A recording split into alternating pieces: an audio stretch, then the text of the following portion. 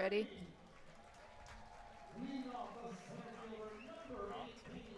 Good afternoon and welcome back to Ray Fisher Stadium in Ann Arbor, Michigan as the Michigan Wolverines take on Long Beach State Dirtbags as the Wolverines go for the series sweep here on this beautiful Sunday afternoon. 65, a little bit of overcast, and a half-packed stadium that keeps filling up. I'm here today myself, Eddie Olejniczak, and besides me as my color is Kendall Spencer. Kendall, what are you looking forward to for Michigan to try to secure this series sweep? Yeah, so this would be their first series sweep again this season. They've played really well against Big Ten opponents, but they normally only win 2 out of 3 of those. And then at the beginning of the year, they were definitely struggling against non-conference foes. They've beat Long Beach State 14-7 in the first game, powered off a 10-run bottom of the 8th inning, including a grand slam from Caruso. Yesterday it was a bit more subtle, 7-5, really relying on pitching and, kind of outlasting that one. In this one, we kind of talked to assistant coach Josh Flegley. He said just lasting, just making it through the game, getting arms up, just getting players out there. Obviously, it'd be a huge win, get ahead in the standings if they could, and to get some confidence against a non-conference opponent after they didn't do the best at the beginning of the season facing them.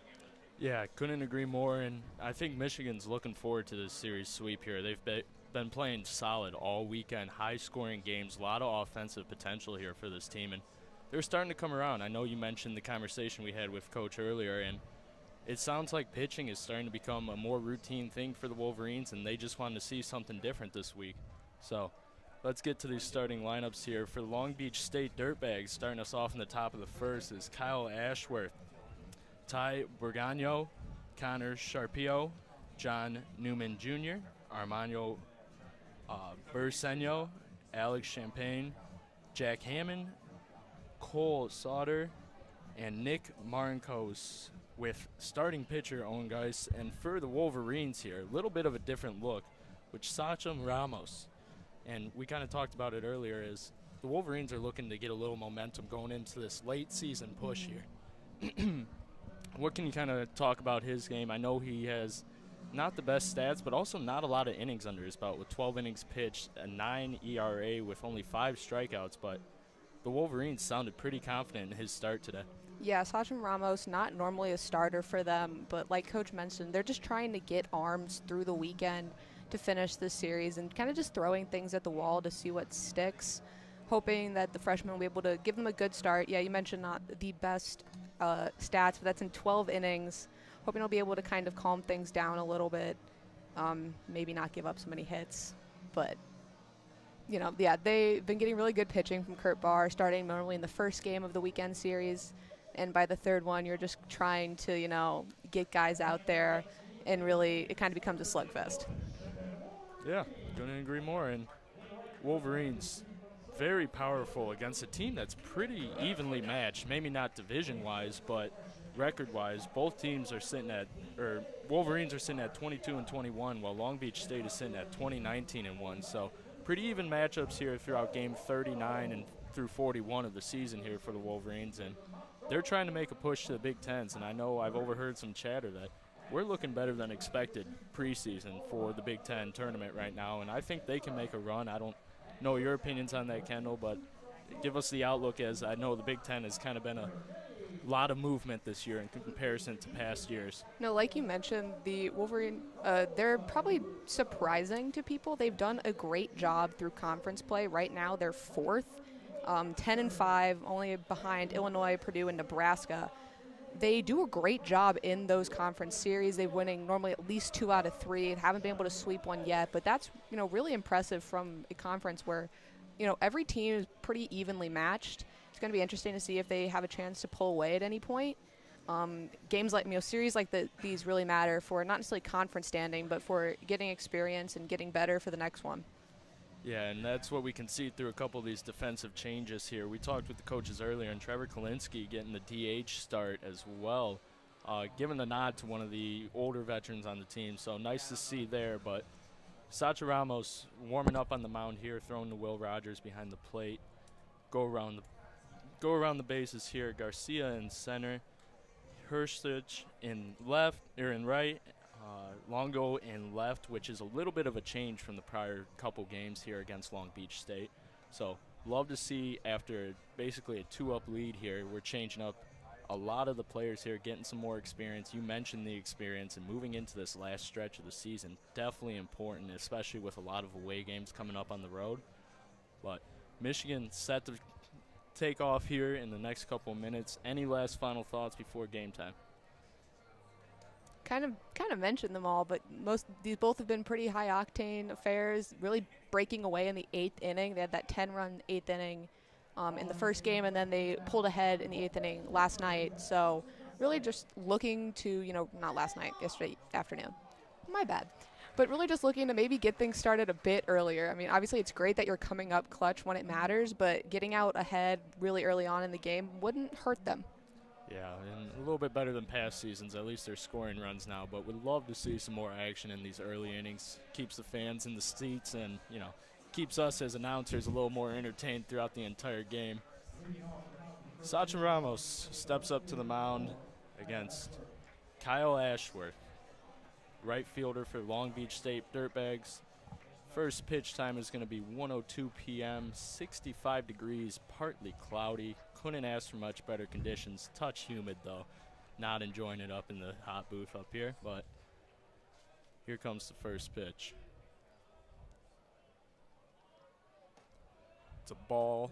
Never mind, a strike that caught the outside left hand of the plate to left-handed batter Ashworth. Good pitch placement there, better framing by Rogers.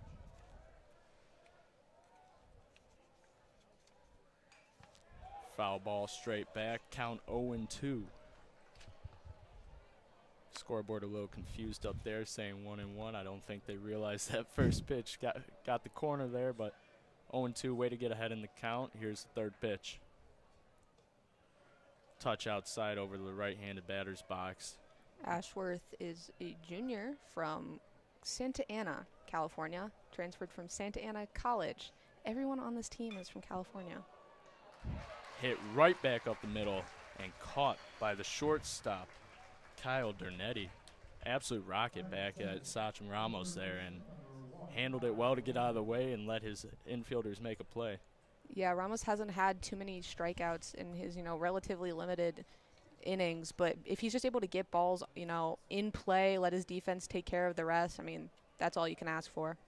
Ty Bergano steps up to the plate for Long Beach State. Swings and misses down the middle on the first one.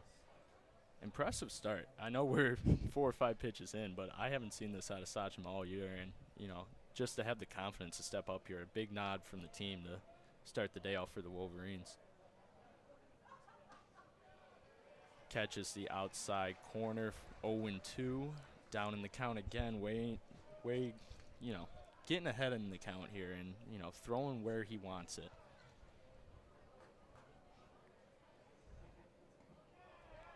Touch outside from where the last pitch was on just over the left-hand batter's box. 1-2 the count with 1 out here.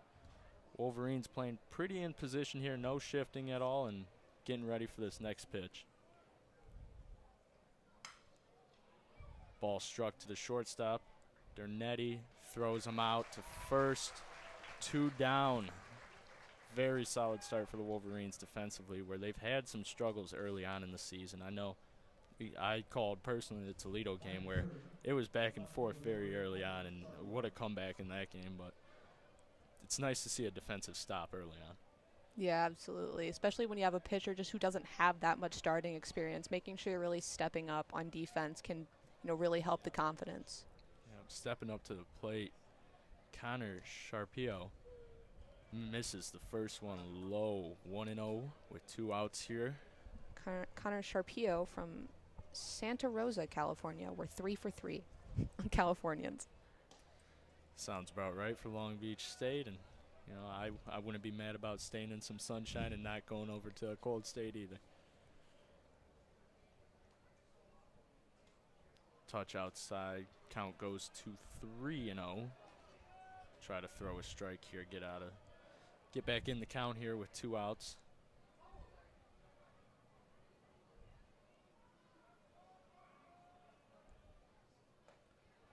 One right down the middle there, 3-1. You know, Sachin, this has been some of his problems this season, is falling behind in the count. So I was shocked when those first two batters came up that he got up there. And Sharpio takes ball 4 on the out-hand side of the plate and makes a slight, very slow jog over the first. And now comes up number 22, John Newman Jr., the catcher, who usually wears number 7 but forgot his jersey this weekend. Yeah, we found that out earlier. We don't know who's at fault. We don't know if it was somebody forgot his jersey.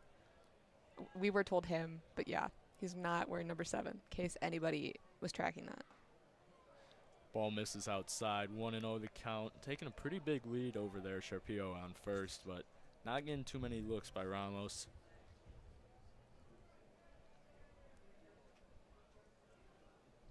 Pitching out of the stretch here, gives him a couple looks back at first, delivers the pitch. High, ball 2, 2-0 the count. Sharpio has 5 stolen bases this season and has not been caught, so it's 5 for 5. Yeah, impressive numbers there, especially at the college level where it's hard to get a jump off. Third pitch on the way here. Fouled back out of play on the first base side. I think it made its way to the parking lot, but didn't hear any damage. It's not the best place for a parking lot, if you think about it. It is not, and you can tell a lot of the seasoned fans have figured it out as the first row is entirely empty right down the first base line, so definitely learned from experience there. 2-1 the count, 2 outs here at Ray Fisher Stadium. Delivers a pitch high, 3-1 the count. Newman having a pretty solid season coming in here, and you know, not a guy that you really look at ever as the catcher to be a core rock of the team, as he draws the walk here on another high ball, putting runners on first and second here. Good eye placement there. I know a couple high strikes have been called earlier in the day, but good discipline there as Michigan's going to take a little breath here as the pitch coach walks up to the mound. Rogers and Sachin have a little conversation with him. Calm him down. You know, we talked about it earlier. They said he was on a short leash. He's getting an opportunity here. They don't really expect more than an inning or 2. Yeah, and he had a great first 2 batters. I mean, he was getting them in there, at least getting them balls that they could hit. Not obviously well, but to let his defense do the work. The last 2 batters hasn't even really given them a chance. And as a Cardinals fan, I do not expect catchers to be good at hitting. I don't think it's necessary. Yeah, and the 5-spot hitter here, Armando Benzeno, comes up. Sachin Ramos cooled down a little bit, got a little bit of a break here. Throws a strike with a swing and a miss from Armando. Another California guy. They all are. We're 5 for 5. Keeping it in the state. I'm tracking that. They do have players from other states, but not playing, apparently. And he loops a diving catch made by Stephen Hurstich in right field to save some runs there by the Wolverines. Absolute rocket of a ball, a little awkward slide as he almost overstepped it, but fantastic defensive effort there to get the Wolverines out of that inning in what could have been a disastrous start for them, with a runner in scoring position, another on first, and a hard hit ball out to the outfield, because if that slide goes south, you might get third on that hit very quickly. Looked like it was going to drop short, and then Hurstich was diving, and it was like, oh no, I don't know if he's going to make it. But no, that was a great jump from Stephen Hurstich, great defensive play, and gets his team out of the half inning. No harm done.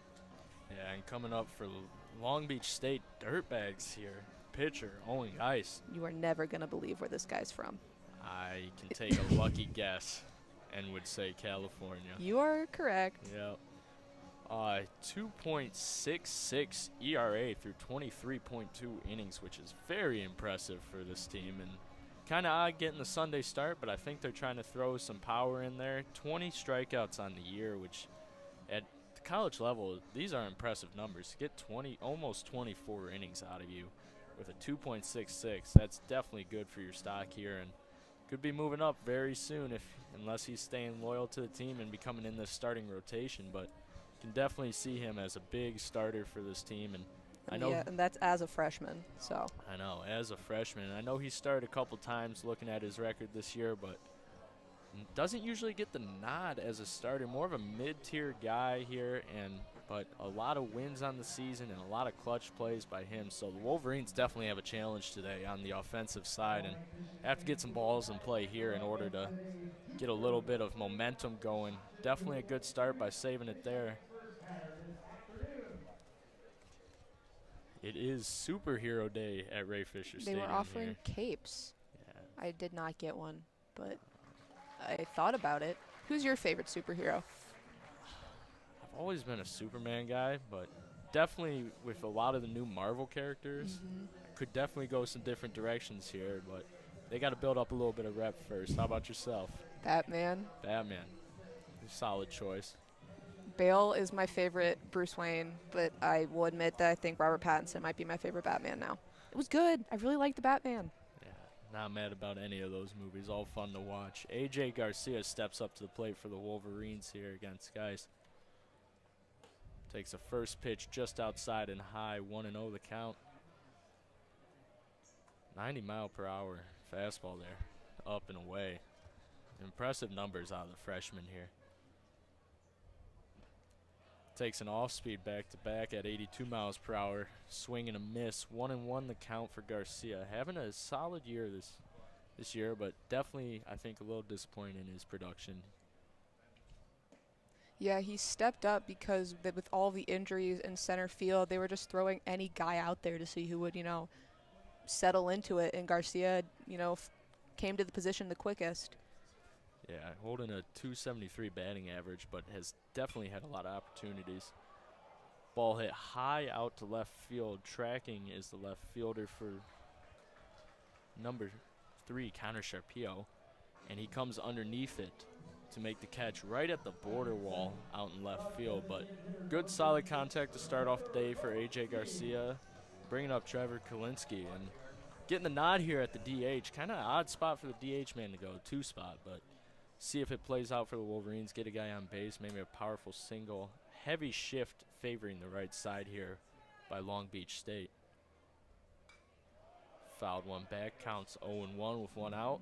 Yeah, Michigan doing a couple wonky things with their lineup today, but like Coach mentioned, it's the 3rd game of the series. They're just trying to do anything, see what happens. Catches the outside of the plate for her. Another called strike. 0-2 the count. And as you talked about earlier, kind of just giving some guys some opportunities, but also looking for that sweep. Just absolute confidence builder here for the Wolverines.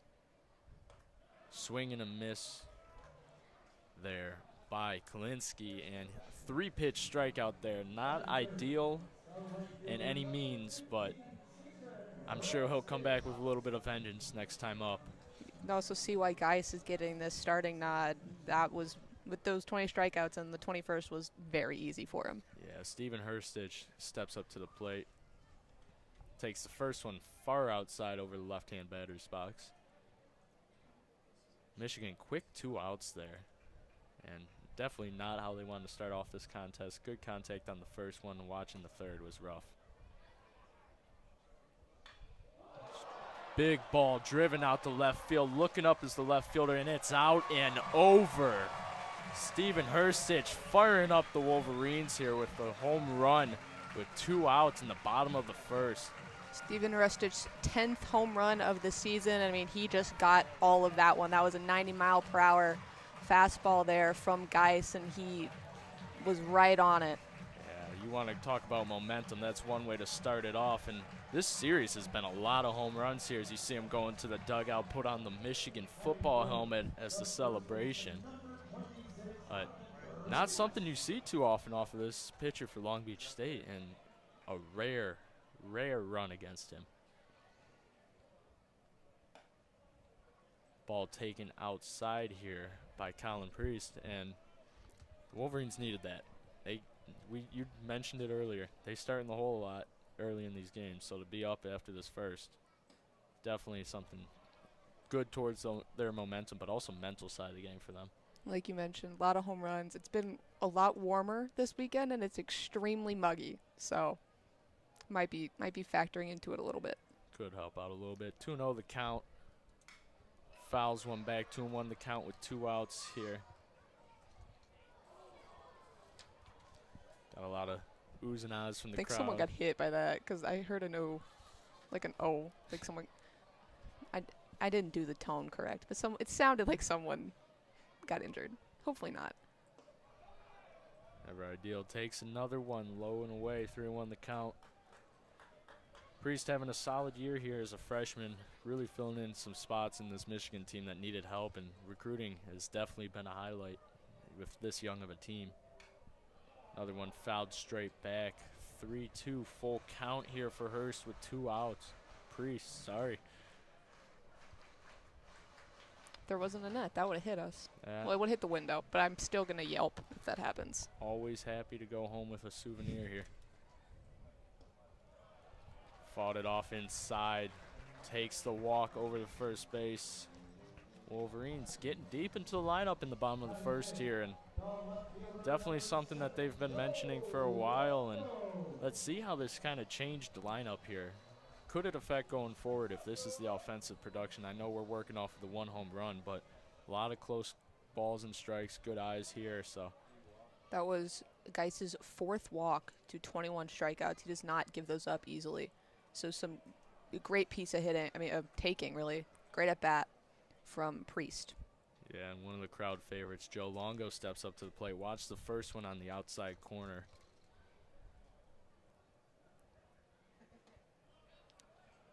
Held back the swing for a called strike anyway, high in the zone. 0-2, fighting out of the hole here, Joe Longo against Geis. And you mentioned that that's one of his, low count walks that have been given up this year. And it's not like him. I think he's a little flustered, kind of thrown in a situation here.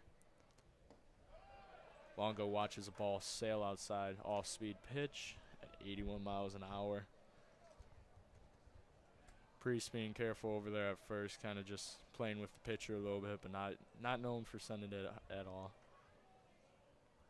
Yeah, Priest has 1 stolen base. As we mentioned, a little throw over the first there, keep him honest. Longo digs back in as well as Geis, staring down each other from the stretch. Delivering the 4th ball of this at-bat. And it is low, and it goes. Priest got a good jump on it and sends it down to second there. Good heads-up base running there by Colin Priest. Make that 2 stolen bases. And you just got to speak it into existence, I guess.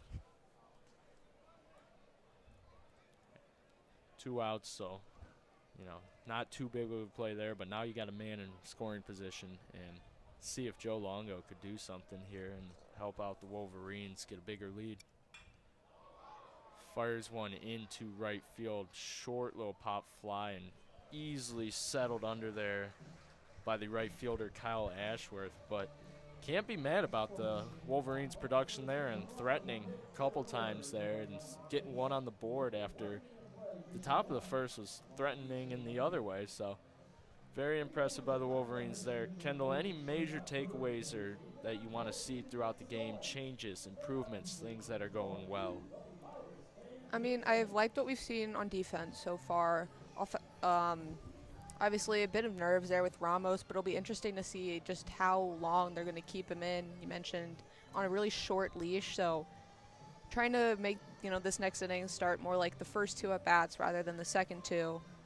And on offense, not much to complain about. Maybe trying to piece some more hitting together. Good eye so far by the Michigan offense, especially in the later at-bats. Geis doesn't like to walk a lot, but he has been throwing those off-speed pitches, especially down and away. So if Wolverines are just able to hold off on those, I think they could maybe get him to rack up some more walks, or if not rack up walks, at least make some more mistakes in the strike zone. Yeah, and Geis was visibly upset going back into the dugout there. And not the start I think he was looking forward to. And for Long Beach State, this is kind of where you've been at all weekend. You kind of touched on it with Michigan having some different plays here, kind of opening the door a little bit, but still came out firing and leaving these Long Beach State Dirtbags down after the first. So very interesting here.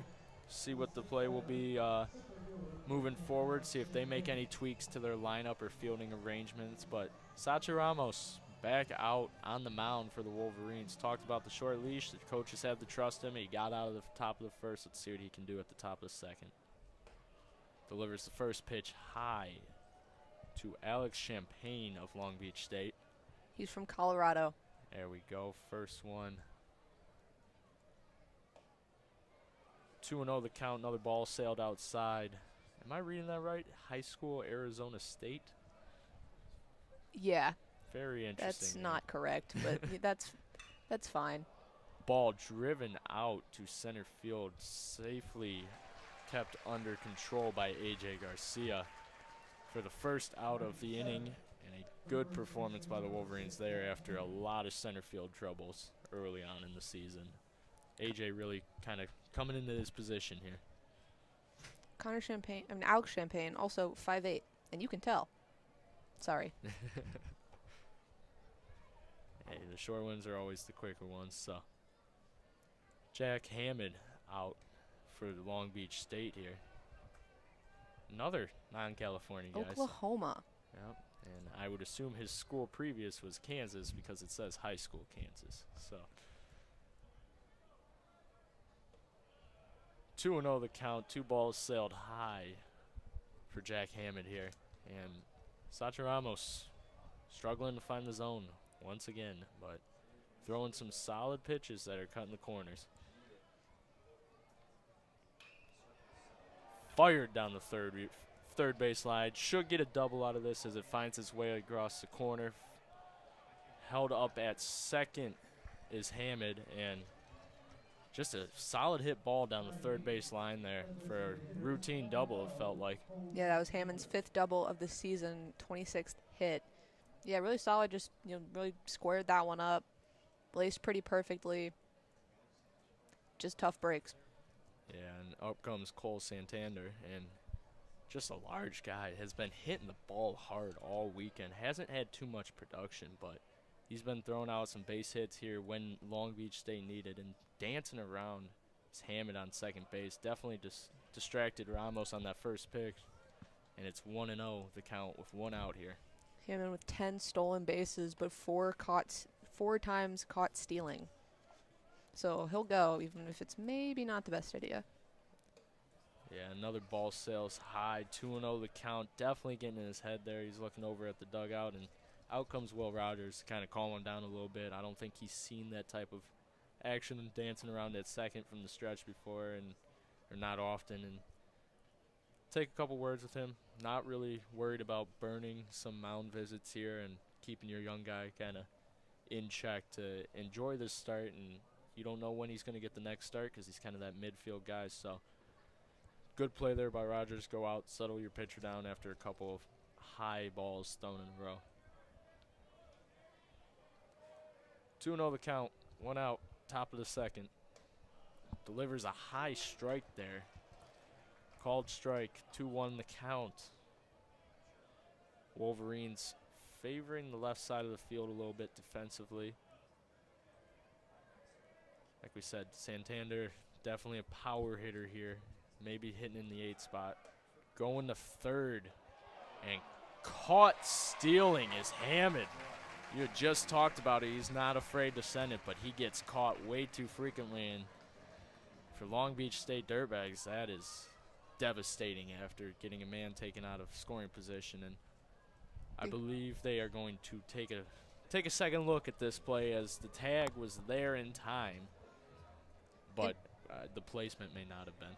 In addition, Will Rogers has just been incredible from behind the plate, especially when it comes to throwing runners out. I think in a game against the game I did last week against OSU, I think he had like 3 or 4 guys caught stealing. He has been really incredible back there, and yeah, maybe not the best decision, but we'll see. Yeah, very impressive though by Will Rogers, and what a great pickup for the Wolverines there. I know he's had some struggles past in his career, but he has really stepped up and become one of the leaders on this Wolverines team. And I think this is a good review by Long Beach State. Definitely a very close call. It seemed like the throw beat him there. I just don't know if the tag placement by Cole Caruso on third was on point. Kind of went above the hands that were sliding in. More of a face tag, if you may. So interesting play here. Definitely like the challenge by Long Beach State. See how it pays off for them.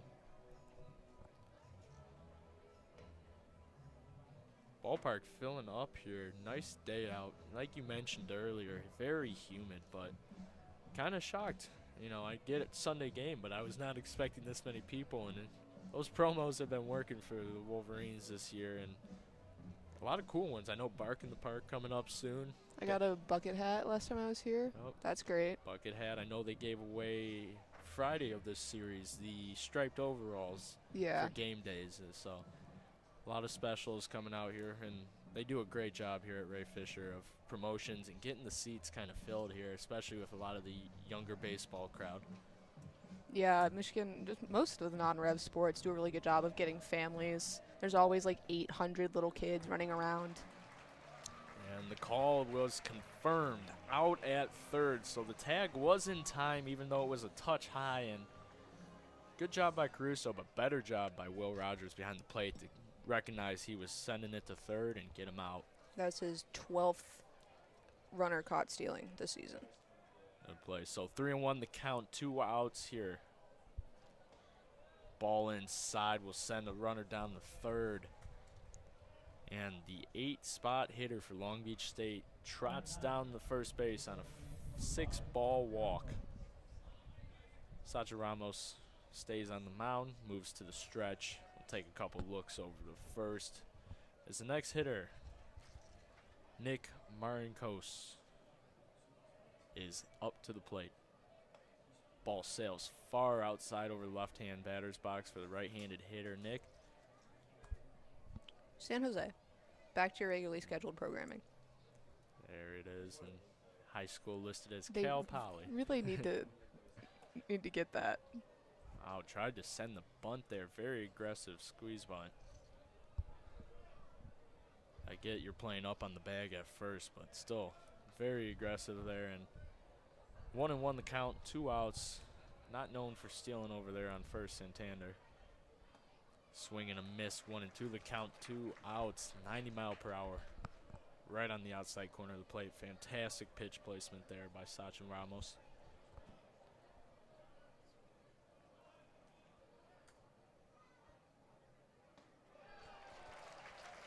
Strike 3, swinging, same spot as that last pitch, outside corner.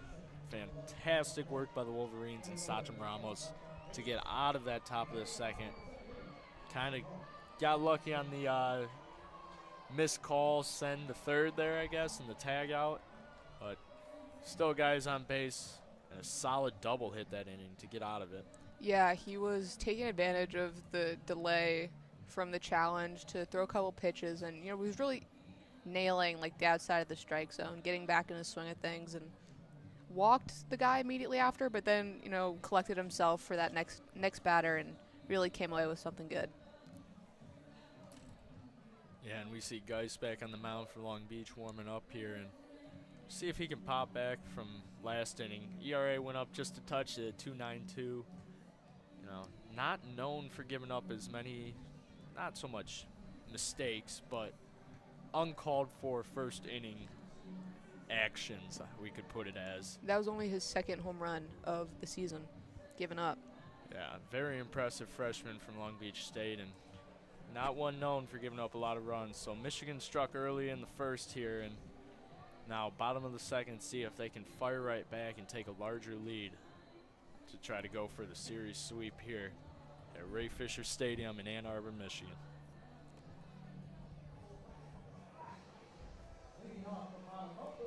Cole Caruso steps up to the plate for the Wolverines. Having a solid year over there at third base. Definitely some things that will be improved late season here as the Wolverines make a push for the Big Ten, even going all the way to Omaha again is the hope for this team, but we got to get through these last season games here. Caruso drives one out to center field. Wind pushing it a little back in.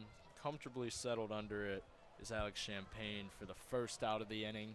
1 pitch, 1 out. Ideal for Geis if that's what you like.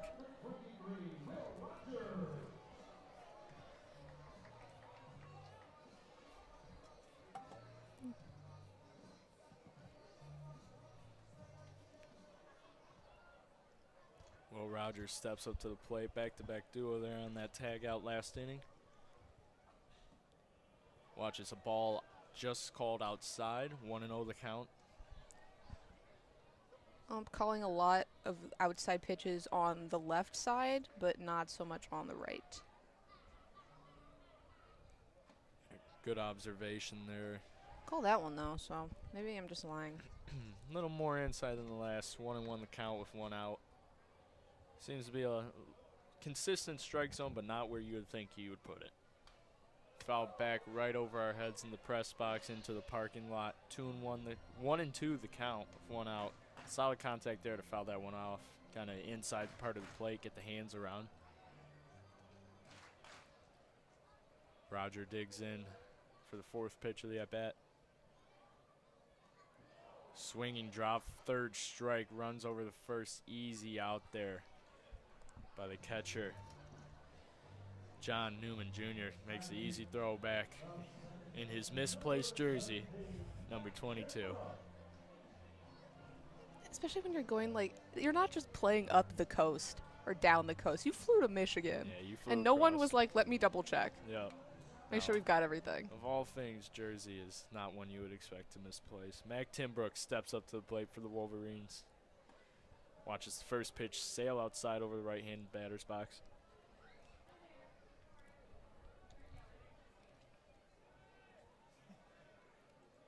Timbrook kind of found a spot on this Wolverines team. Senior here, second baseman, and he's been a key part of the entire year. You know, solid average here with a .333 average, and been the starting point at the bottom of this order for a lot of production from the Wolverines.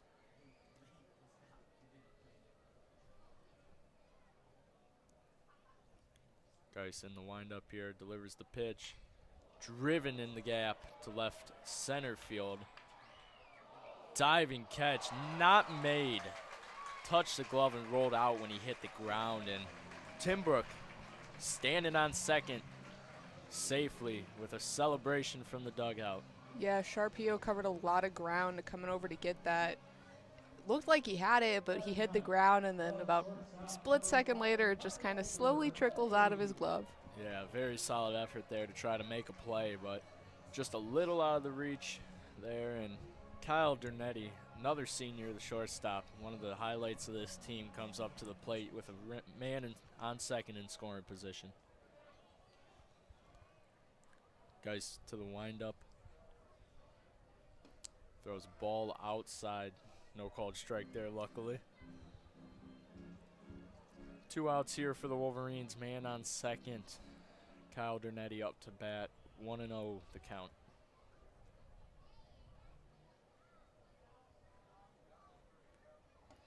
Takes a ball inside. Stood in there, was going to wear it if he had to, and 2-0 is the count. Trying to get another man on the base there. Teammates always appreciate that, standing in there wearing one for the team. Throwback to second for Timbrook. Got caught cheating a little bit, but got back just in time with a dropped ball by the second baseman, Nick Marincones. My apologies. Yeah, Kyle Dernetti with 22 walks this season. So I mean, he'll make you throw him a good one. Yeah, as the ball's popped up here on the first base side, second baseman. You mentioned him, he makes a play for the 3rd out of the inning, and the Wolverines walk off the field with a couple men threatening and scoring position, but no runs across home. Score 1-0. Top of the 3rd upcoming, and both sides very solid inning of baseball with. I forgot to add the run. My bad. The usual definition of baseball is slow pace where we can catch our mistakes. So top of the 3rd here, 1-0. Michigan Wolverines looking to close out the weekend series here.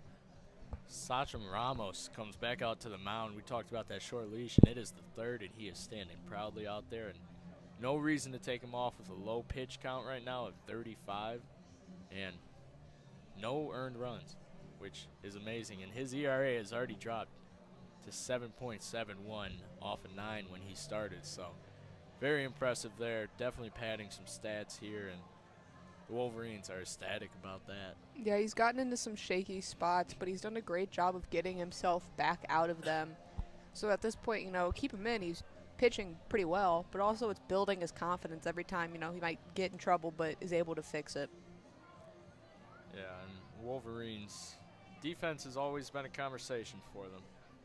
It's been strong suit some years, the weakest part of them other years. This year, I would like to say it's a strong suit. Offensively, they've definitely been coming around, but you mentioned it earlier, way too late in the game they're coming around. Defensively, they've been pretty solid all year. Errors are going to happen. Mistakes are going to happen on trying to turn double plays, but you turn that around a lot, and now you're leading top 10 in double plays in the country, so very impressive here. Back to the top of the order for Long Beach State. Kyle Ashworth fouls off the first one high and away back behind the plate. 0-1 the count. Good 90-mile-per-hour fastball up and away there. Tries to fire one right back, and a little off speed there, out and away over the right-hand batter's box. 1-1.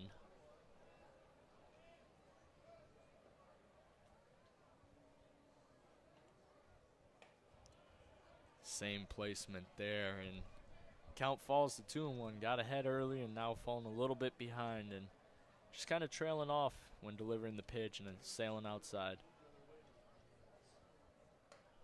Same spot once again, 3-1 the count, and if he's not going to call it, might as well keep watching it go by right at the same spot.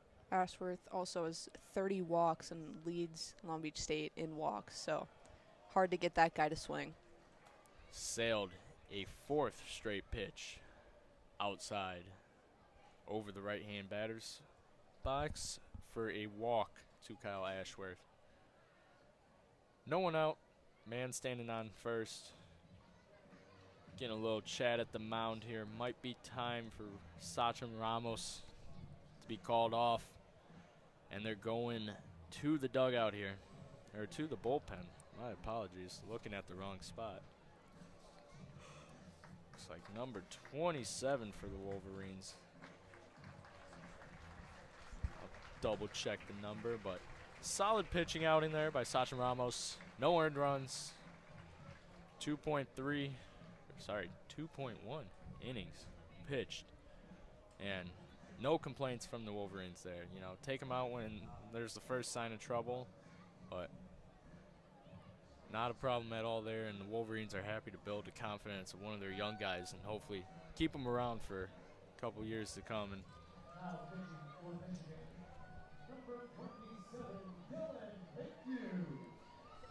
Dylan Vigue on the mound now, and one of the more impressive guys that's kind of been that mid-game guy. Has started a couple games this year, but I don't have the exact stats as we pull them up and wait for Stat Broadcast to update, but, not the greatest ERA. I've seen better out there, sitting at 7.79, and anything stand out to you, Kendall, about his pitching? 27 strikeouts is pretty good. Yeah, that is impressive. Nothing to complain about, but follows that with 32 walks, 4 home runs. The freshman right-handed pitcher from Massachusetts. Kind of hard to come out here and just be thrown in the mix your freshman year, but he's done a great job, and not the ERA or the absolute performance you want, but you got to remember, young guy starting back out, trying to build a program up with such a young team here, and the Wolverines have done a great job of that, especially Tracy Smith. Only his second season, but still finding guys, recruits, local Michigan guys that are coming to play at this program and trying to turn it around. And I'm not shocked if there's a Big Ten championship very near in the future here for this team. And especially with having so many young guys, you can use games like this where you've already won the first 2 games of the series. You've already worn out the opposing roster, where you can, kind of start playing around with things and giving those guys a chance. Dylan Vigue on the mound from the stretch. Now Ashworth standing on first for Long Beach State. Orgaño steps up to the plate, third baseman for Long Beach State.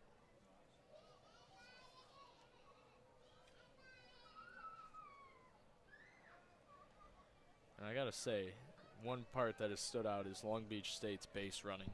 They know how to play with the pitcher's mind. They are jumping around over there, making them think about them. And I thought a pitch was going to be thrown right there, and it took about 20 seconds to look over to first and give him a tag up a little bit there. Yeah, absolutely. Ashworth is the runner on first with 12 stolen bases.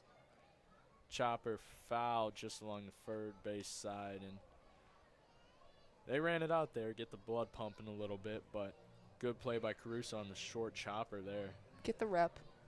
Yeah, little practice never hurt anyone, and coming back to home plate is Borgano, and having a little joke and a smile with the third guy, Sharpio, my apologies, and saying that he shouldn't have ran it out, but giving the full effort there anyways. 0-1 the count here, man on first. Tosses back to first, keep him honest over there. Second toss back of this at-bat.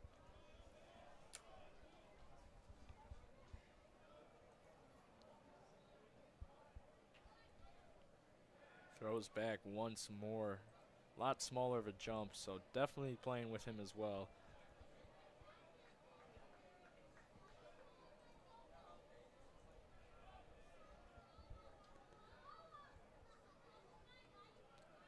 Delivers the ball low there, 1-1 the count.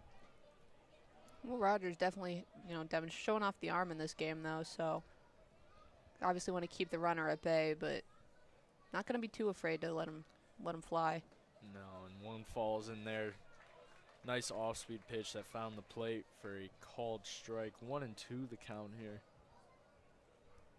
Still playing around at first is Ashworth, but a little less attention now. Focus on the batter. First base occupied on that drop third strike, so automatic out there as Ashworth is standing on third. Good off-speed over the left-hand batter's box at the ending of it to get him to swing. Really awkward little jog there, like he was trying to run to first and then just kept his bat and turned right around. Yep. Went back. Realized Ashworth standing on first with nowhere to go for that drop third, so.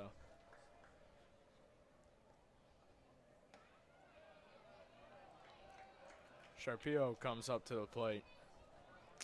The left fielder who tried to make an amazing grab but gave up a double last inning. Another throw over the first to keep Ashworth honest. Sharpio having a great year. 333 average, 2 home runs, 19 RBIs, and 9 doubles. So definitely one of the stars of this team. Can see why he's hitting in the top of the lineup, trying to get some offense going here for Long Beach State. Rogers blocks it, but it falls behind him, and Ashworth moves over to second base, standing up. Good attempt there, kind of caught the side of the chest protector and sent it backwards. Will Rogers kind of looking around, didn't know where the ball was at.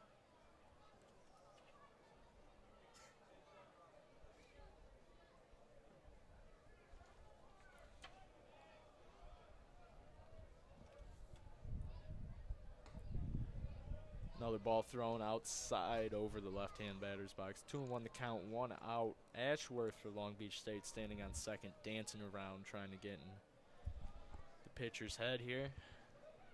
Maybe working a little bit. Another ball sails outside here for the freshman. Rogers already thrown one guy out at third. Not afraid to do it again.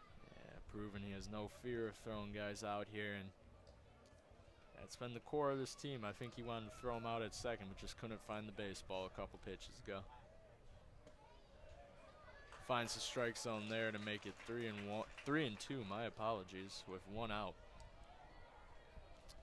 Sharpio, one of those guys that you got to fear, and now there's a man in scoring position after a wild pitch, so definitely something to look out for. Got jammed up on the inside, looks him back to second, is Caruso, and throws over to first for the out.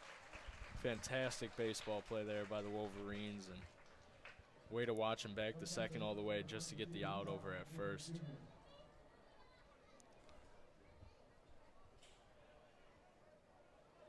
Number 7, the catcher, number 22. I'm going to keep that storyline up all day. I was reading the scoreboard. John Newman Jr. comes up to the plate, 287 average, 8 home runs on the year. Very impressive. You know, man in scoring position right now with 27 RBIs. Something to fear for the Wolverines here, and hopefully we can find the strike zone a little bit more. You know, 1-0 the count right now with 2 outs.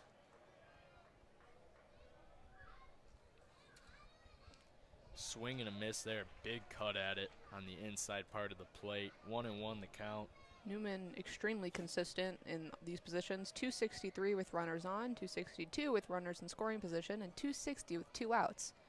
None of that means anything, though, because clutch isn't a real thing, but I thought I would share. And Viggy throwing some strikes here right now. So 1-2 the count with a swing and a miss there on the outside part of the plate. And Newman's taking some rips at these pitches. I mean, he is swinging with everything in his force. If he connects, it's going to be worrisome for the Wolverines. Another swing and a miss. Drop third. Going to throw over to first easily to secure the 3rd out of the inning. And fantastic job coming into the game with a man on, getting a wild pitch steal, but getting out of the inning with that guy in scoring position.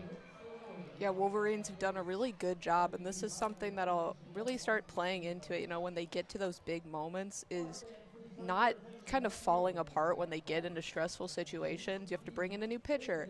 You, you let a guy steal a base. I mean, it's easy for, people to get rattled, and the Wolverines have done a really good job of maintaining their composure and, playing the game the way they want to and getting out of innings unscathed. Yeah, and this is my 2nd season calling for them, and I believe your 3rd. And this is my 3rd season as a broadcaster. This is only my 2nd baseball game. My first one was a week ago. Wow. Well, welcome to the team here, and happy to have you. But this team's improved a lot. You know, I saw right before Tracy Smith came and became a part of this team, and then afterwards, and it's definitely made an impact, and he's finding the right guys for this team, and he knows what culture he wants here, and it's showing off that they can improve and win the games that they want. As we have a little superhero dash with the capes on a couple of the juniors in the crowd here, running around in very close race across the entire outfield wall. I probably would have collapsed halfway through, not gonna lie, so very impressive there. Got to get them off as fast as possible, but good job. Good job, crew. I did that once in my life, and now I'm going to compliment them every time, because being the person that does the in-game stuff is not fun. No, you got to find the right people, and most of the time it takes a while. Back at the top of the lineup for the Wolverines here, A.J. Garcia steps up to the plate. First pitch, swing and miss down the outside part of the plate here. 0-1 the count to start off the inning. Freshman center fielder, we talked about him stepping up, finding his position there after a lot of struggles early on in the season for the Wolverines. Watches a 76-mile-per-hour off-speed pitch. Catch the plate. 0-2, did not swing.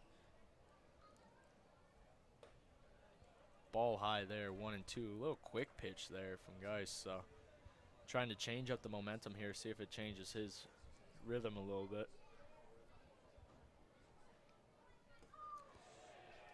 Caught him with a checked swing. He did not go right on the hands. Good call off there by A.J. Garcia, and hard to fight that one off without finishing that swing, especially on the inside part of the plate. Called 3rd strike. Looking on the outside part of the plate. Garcia not happy about that one. I don't know if he's kicking himself for the call or that he didn't swing, but maybe a bit of both. I believe so. And hasn't been the tightest strike zone in this one, so maybe he doesn't think it was the best call, but also probably know at that point you got to be swinging. Yeah, one of the glue guys of this Wolverines team, Trevor Kalinsky, comes up to the plate. DH in today. Hasn't had a lot of opportunities this season and hasn't really capitalized on them, but trying to make something happen here for the Wolverines in the bottom of the 3rd. Throws out a bunt, but fouls it off straight back on the inside part of the plate. I think he caught him a little inside, more inside than he thought he was going to get. Bounced off the M in the spelling of Michigan. 0-2 the count with 1 out here, and trying to protect the plate. Watches one sail over the right-hand batter's box. 1-2 the count.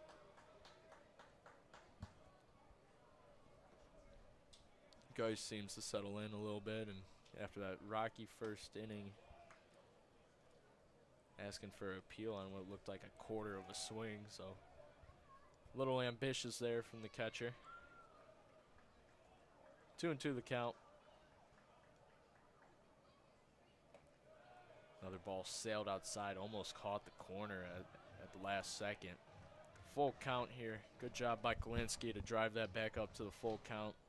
Try to fight something off here or draw the walk for the Wolverines.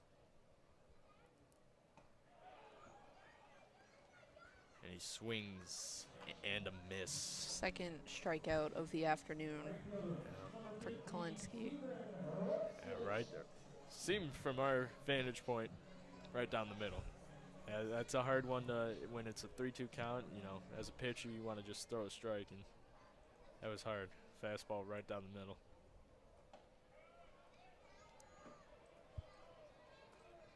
Stephen Hurstich steps up to the plate. 1 for 1 today. 297 season average. Swings right through that ball. 0-2 the count now. Looks like he might be trying to repeat his home run back from the first inning. Big hacks over here. And he watches that pitch right in the middle of the strike zone as it curled back in. For the third out of this inning and the third strike at that at-bat. Good pitch, gotta admit. Geis he's warmed up. He's comfortable now, and that's worrisome for the Wolverines, who only have a 1-run lead going into the top of the fourth here. And I love that this team can rally back, but I don't want to see it every time I watch this team. Yeah, because, I mean, as much as we're saying about, you know, Wolverines at this point have kind of run through the Long Beach State pitching staff. I mean, so have Long Beach State at this point. I mean, Wolverines have scored 21 runs, but Long Beach State has scored 12. That's still a lot. We've still seen a lot of pitchers. So at some point, Vigneault doing well so far in his inning, but you don't know what's going to happen, and you don't want to, you know, miss opportunities to put runs on when you can. Yeah, I couldn't put it any better myself. And common issues that continue on for the Wolverines, and you know, we're seeing some weaknesses in Long Beach State as well that they've had all year. And these are two teams that are fighting right around 500 average, so definitely going to be similar in some mistakes that are made, but trying to tighten it up before the end of the year and kind of move on into the postseason here as it's quickly approaching. I saw this game scheduled and knew I was calling it and thought, oh, I have plenty of time, but it snuck up very quickly, and I think the Wolverines feel the same as they've been on the road and back and forth between home and away games. I think this time of year is also just sneaking up on me for other reasons. Yeah, you know, gotta love exam season as a student, and everyone heading back home, getting packed up, moving out. Busy time for everyone. Vigneault comes back up to the mound, throws the first pitch strike on the inside part of the plate, 0-1. Maybe it's because we're spoiled and all the Big Ten schools are just like the names of states. Ooh. Briseño sends a little blooper out to right field, almost overran by the right fielder of the Wolverines, Stephen Hurstich, but put a glove up a little higher than expected and came down with the ball. So 1 out, kind of a little bit of a bloopy contact there, but made the play. Oh, I found this in, wait, where is it? Champaign and Michigan pitcher Chase Allen are both from Littleton, Colorado. Oh, impressive researching skills there. Figuring out the connection there as a bunt was shown on a called strike, but no attempt at the actual bunt. So 1-1 the count with 1 out as Champaign is up at the plate, the junior. The .259 average with 16 RBIs and 2 home runs on the year. Fires one towards the shortstop, Kyle Dernetti, and he makes the play over the first base, throwing it to Colin Priest. And very impressive there at the shortstop position this year for Dernetti, and You know, he's been moved around a little bit in and out of the lineup, but has definitely stayed solid the entire time. Oh, I was saying something dumb, but the Big Ten's just like names of states, and that's it. The Big West, which Long Beach State is in, it is just all California, and then Hawaii. Yep. There's 10 California schools in this 11-school conference. Yeah, Jack Hammond steps up to the plate. 1-0 the count with 2 outs here. 93 on that last fastball. So one sneaks in here. 1-1 the count. Interesting to see how recruiting works going school by school, and that's kind of why I love playing these teams that are not in our region and not in our division, as you get to see the differences there. Long Beach State is 7th in the Big West. Not the best there. UC Irvine, number 1. I'll give a shout out to UC San Diego because my sister goes there, though I don't think she's gone to a game. We'll give her the shout out still. 2-2 the count with 2 outs here. Little angel number action. And Jack Hammond fighting it off on the plate here.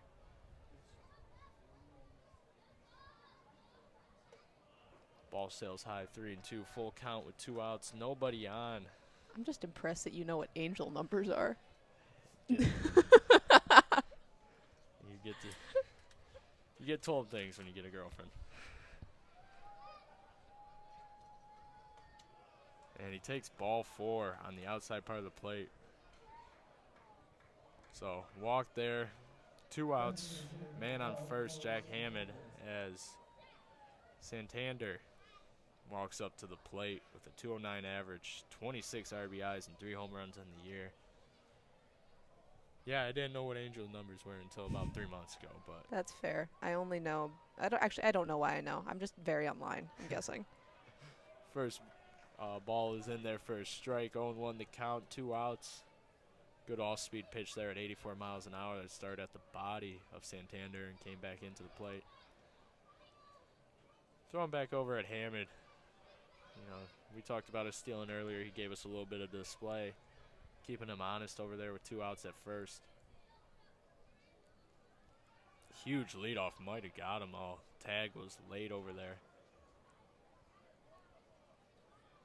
Good throw back there. Definitely caught him on the second jump over to second. 0-1 still the count, 2 outs here. Top of the 4th. Long Beach State looking to strike. Swing and a miss there by Santander. 0-2 the count. Going into protection mode here, fighting off anything that's close with a man on.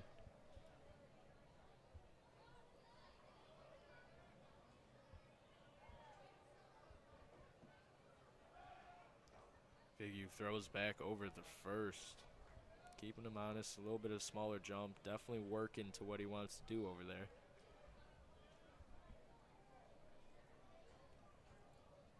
Colin Priest stays on the bag over at first, looking for another one. Pitch is delivered outside, just missed his spot. I think he was trying to get that outside strike call with that off speed again. Jack Hammond is tied for 10th in stolen bases in the Big West. Impressive stat. Number there. 1 is his teammate, Alex Champagne. Throw back over. I'm sure the pre-series meeting was told to look out for those two. They're runners, so definitely good to keep them close over there. Oh, he got him. Oh, he got him. He fooled him. He threw back for a second time, and he was not expecting it and got caught flat-footed over at first base, and an easy tag out for Colin Priest. That's Hammond's 7th. They really just want to run. They don't care if it's a good decision or not. They do not. And I don't know if he was planning on going, but he got caught flat-footed about 8 feet from the bag. So a little embarrassing there for Long Beach State. Not how you want to end the inning, but we will see Santander back up at the top of the 5th inning to finish that at-bat. I think this is funny that all of these are in Pacific time. Are they? I guess makes sense because it's the Long Beach State thing, but I'm looking at the other games in the Big West, and it's all, this game says it starts at 10 in the morning. It's funny. Full 3-hour time difference, which probably is an advantage to Michigan if you think about it. Like, that's not easy to adjust to, especially for the Friday game. Yeah, you're moving back to these guys' high school careers when they had the weekend tournaments, nice up and early. But, yeah, not something you often think about, and it's something that we have to start thinking about now that the Big Ten's expanding, moving over to Oregon, Washington, UCLA. So, I mean, it is something I think about because my sister will sometimes text me at like 1 in the morning and be mad that I didn't respond. And I'm like, I was asleep. yeah. Like, I don't know what to tell you. I'm sorry it's 10 p.m. for you. Yeah. No, that is really interesting, especially like that's so far to travel. Like USC to Michigan for football, obviously that's one thing. But for like games like, baseball or field hockey, like that's just not convenient whatsoever. No, not at all. And interesting play. I get the money aspect of it, but trust me, I love some new competition here, but I don't know if across the country was the way we should have went. Though I will be hoping that USC women's basketball comes and visits Chrysler so I can see Juju Watkins. I love it. Colin Priest steps up to the plate, fires one high, kind of a little blooper out to left field here. And Sharpio handles it with ease. So a little 2-pitch out there for Long Beach State. He's been starting off the inning strong. Couple pitches for the past 3 innings. So Joe Longo, junior left fielder, comes out. Swinging and missing on the first pitch. 0-1 the count with 1 out here. Good off speed on the outside part of the plate to get him there. Long Beach State has the best pitching in the Big West. The cumulative average of 362. Almost got Owen Crane down there in the camera booth. Fired down at the third base line. We need that video footage. If we may have accidentally wished that upon him, but if I start laughing with no explanation, that's why. It's because a foul ball got Owen Crane. Shoot him a little text and ask if he was scared on that one. I'm sure his head was in the camera and he had no idea. Another ball over here, 1-2 with 1 away. No one on base here for Joe Longo. Came way inside, almost caught him on the hand there. Trying to push him off the plate a little bit. Catcher John Newman Jr. missed that one. That's how inside it was. He was expecting the hit off the batter. Dirty follow-up off speed there. Curving in right from Longo's body after just throwing one high at his hands and face area. Not much you can do there mentally as a batter as you are expecting to get hit. Yeah. Guys dropped his ERA already back down to before where it was after the home run. But no, he's really settled in. Yeah, and not a good sign for the Wolverines as Cole Caruso takes an off-speed pitch for the first strike. Watching on the outside part of the plate here. He is settled in and he is quick pitching this team like no other. Little blooper out to the shortstop. Handled with ease there. And Long Beach State gets out of the side relatively quickly.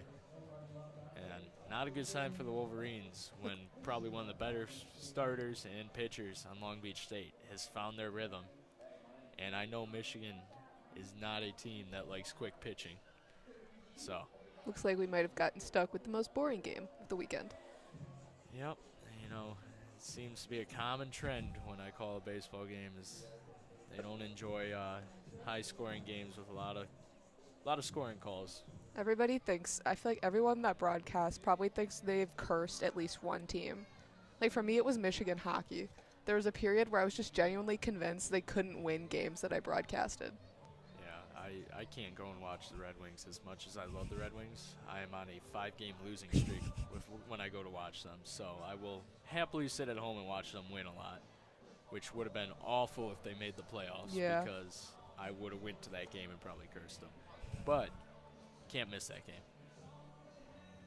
Neither of our teams made the playoffs, though, so we're both. Yeah, it sucks right for there. both of us. I'm here because somebody else's team made the playoffs. Yep. Thank you. Shout out Jake Singer. Appreciate the replacement. Hopefully you clinched the series today, so I don't have to hear Chloe talk about the Capitals anymore in my face in a Red Wings household. Hopefully you clip that and send it to her as well. I'd love to see her reaction. I have just forced my roommate to become a Blues fan, which is great because she's from Detroit. Yeah, see. And I've got her. The problem is Jake is a New York fan but lives in D.C., so you're not getting me on any of that. Santander finishing up his at-bat from the end of last inning on that pickoff. Fantastic play over there by Kyle Dernetti to handle that chopper and fire it over to Priest for the first out of the inning. One pitch, one out.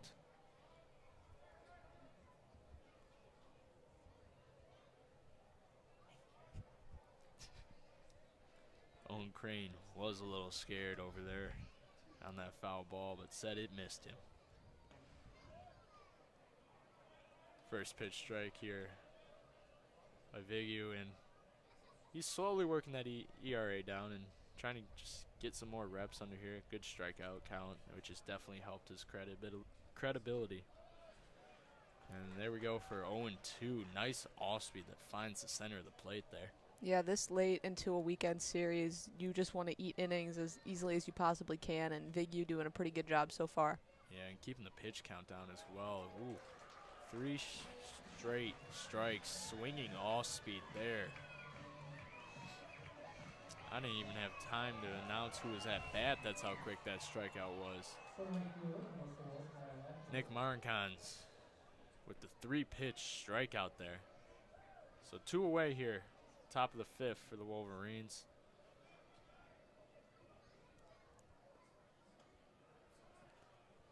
Outside ball there. Not easily controlled by Will Rogers, but no one on, so no rush.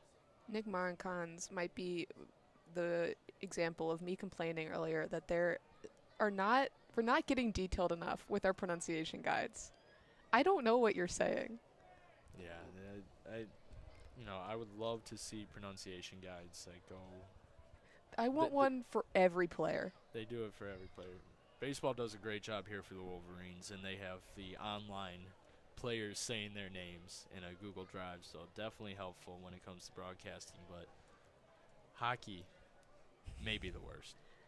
I once had the entire NHL pronunciation guide downloaded to my phone just to be safe because they have everybody's name, and I thought it was funny to just go in and send that to people. I like it. 3-1 the count, ball 4 there as Kyle Ashworth back to first base on back-to-back walks there for that young man. And dangerous over there. He was jumping around last time he was over there trying to send it.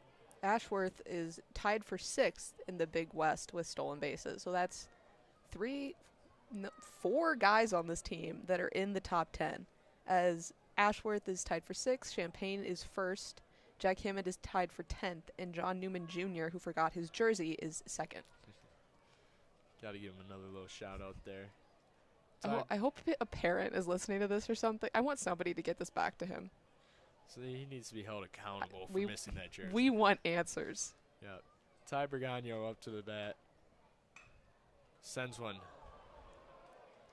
Vigu, good play there to recover for the 3rd out of the inning. Right back at him off his glove. Made a little slide to turn back around the first base.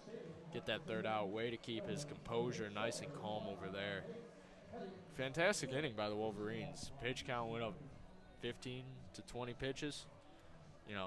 Very calm, cool, and collected. And nice to see out of the Wolverines that after pretty much they got manhandled last top of the inning by that pitching display, they can come right back out and fire back at them.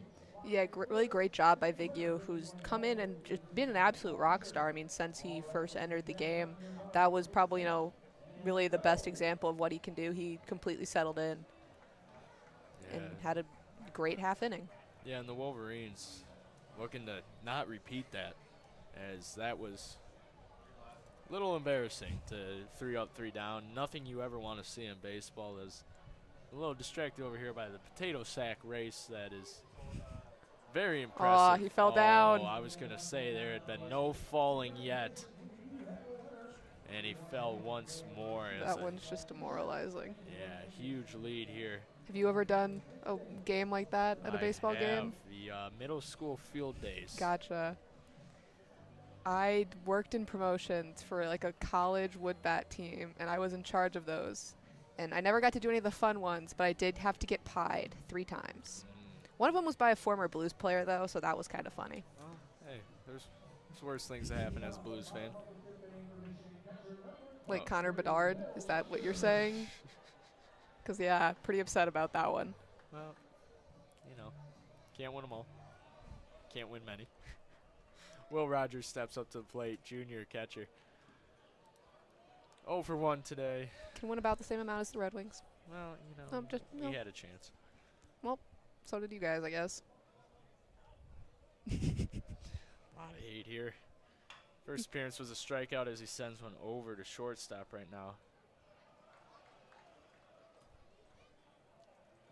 Zeno easily completes that play over to first for the first out of the inning. Another 2-pitch, 1 out to start off the inning for guys here. The first 3 were pretty sluggish, but we are moving. We are right moving, about now. And there are no complaints from broadcasters ever in baseball when the game moves along.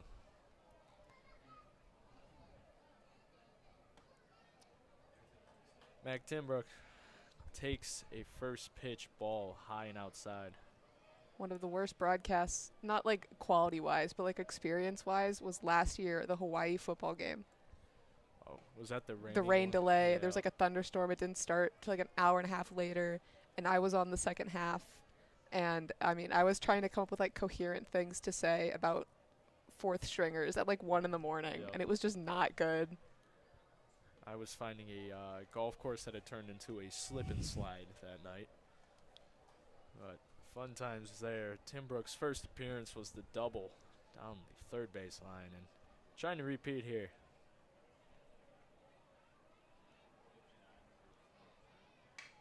Right back up the middle of the mound, almost took out Geis's ankles for an easy single.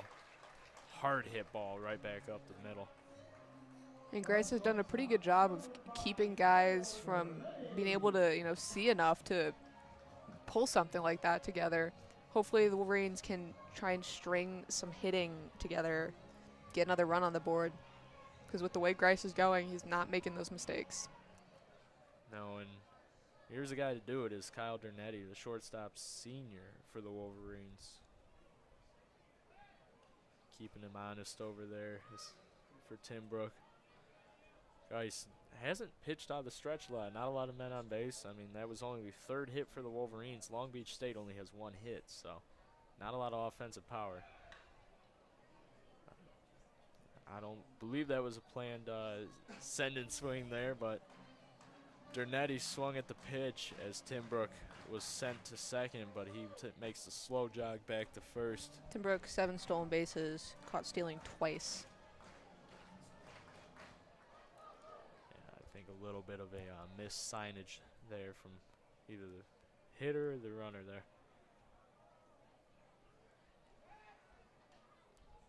After the attempt, Timbrook is sent back to first, kept close. Dernetti's count 0-1 with 1 away, trying to drive a man into scoring position. A little pitch out there by Geis, and they're worried about Timbrook being sent over there. I know you read off the stats, but not one in the lineup that I really think about being the guy that would steal the most, but they are very concerned about him. Another pitch out. Hopefully he doesn't lead to any mistakes, as I found this Big West page, and now I'm just milking it for all it's worth. They're the worst team in the Big West in fielding. 958 fielding percentage. They're also the worst at batting. But their pitching is great. Yeah. 2-1 was the count. Strike was swung on and fouled off by Dernetti as Timbrook was going to second again. They have not had a field player of the week, but they've had pitcher of the week twice. Kellen Montgomery and Miles Patton. Both the starters from previously this weekend. driven out to left field. And Sharpio is not going to get to it. And a double off of what looked like a single base hit in the left field. And Long Beach State in trouble with a man on third and second for the Wolverines now. And way to fight off after two fouled off swings there.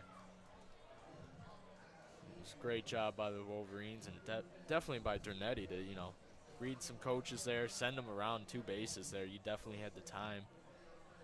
And up comes the top of the lineup for the Wolverines in striking position here. And A.J. Garcia, freshman center fielder, who's 0-2 today, but could turn that around right here.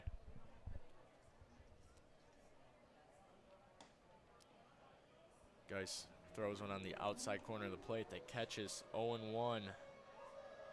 Will also be interesting to see how Geis responds to really the most pressure he's had in this whole game.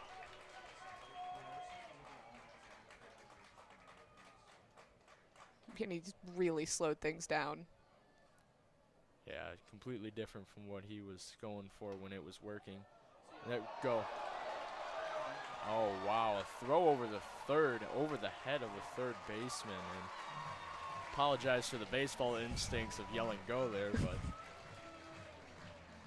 but Michigan scores on the air. I love when I bring something up and it matters. Worst team in the Big West at fielding. Kind of see it right there. I said they were checking guys a little too much, and that mistake directly leads to a Wolverine run.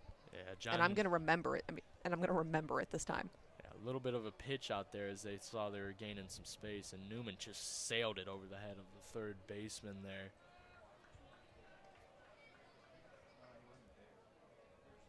Two and one the count here on Garcia. Man on third for the Wolverines with only one out.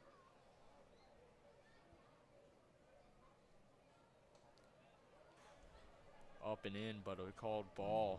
3-1, nice hitters count here with a man in threatening in scoring position, and not how the Wolverines wanted to score, but they'll take it. An error is always welcomed by the opponent. Garcia fights that one off. Foul back towards Owen in the camera booth. A little less steam on it this time. They're coming for him. He'll get one eventually. Sure they'll sign it for him too if he asks nicely. Garcia full count here, one away. Trying to fight something off, get the man in. Low for ball four, and Garcia takes his spot on first for first and third situation, and he should probably get second, I would think. I would assume he'll be sent, as they've been playing a little bit more aggressive after they realized who their opponent is today in the base running aspect.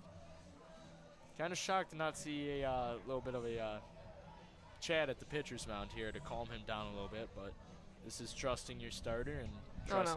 Oh, no. Okay, never mind. I thought they were going to go talk, but. Given the first and third signs, my best guess would they've already been aggressive and trying to throw down the third, so that he will probably take this pitch, make a move towards second, but then chuck her back to third.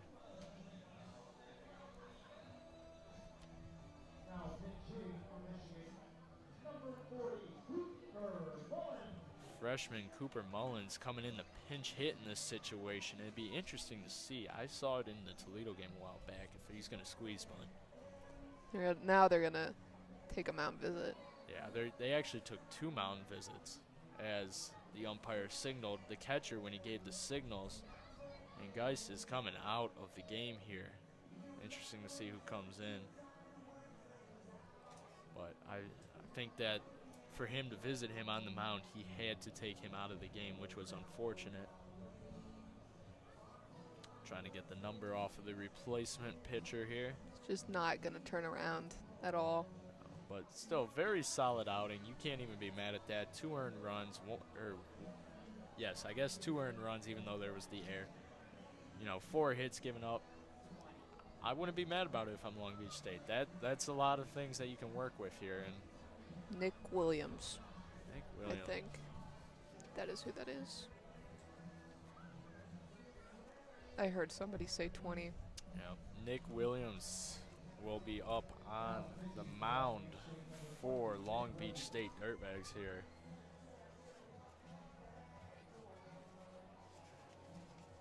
looking for something. If I'm reading the stat line correctly, he's played in 21 games, started 1. 3.80 ERA. It's not bad at all, and something that this team, coming into this, I didn't recognize how strong the pitching aspect is for Long Beach State here, and they've definitely put it on display because they made a turnaround where the Wolverines aren't, scoring 10, 14 runs anymore as much as I'd love to see it. They just aren't, and very interesting in, Michigan here with this pinch hitter of Mullins with a man on first and third with 1 away. Very interesting play by Tracy Smith here, and we'll see if it pays off for them as Williams warms up. 27 strikeouts on the year. As we mentioned, a 3.8 ERA. Definitely a threat for the Wolverines.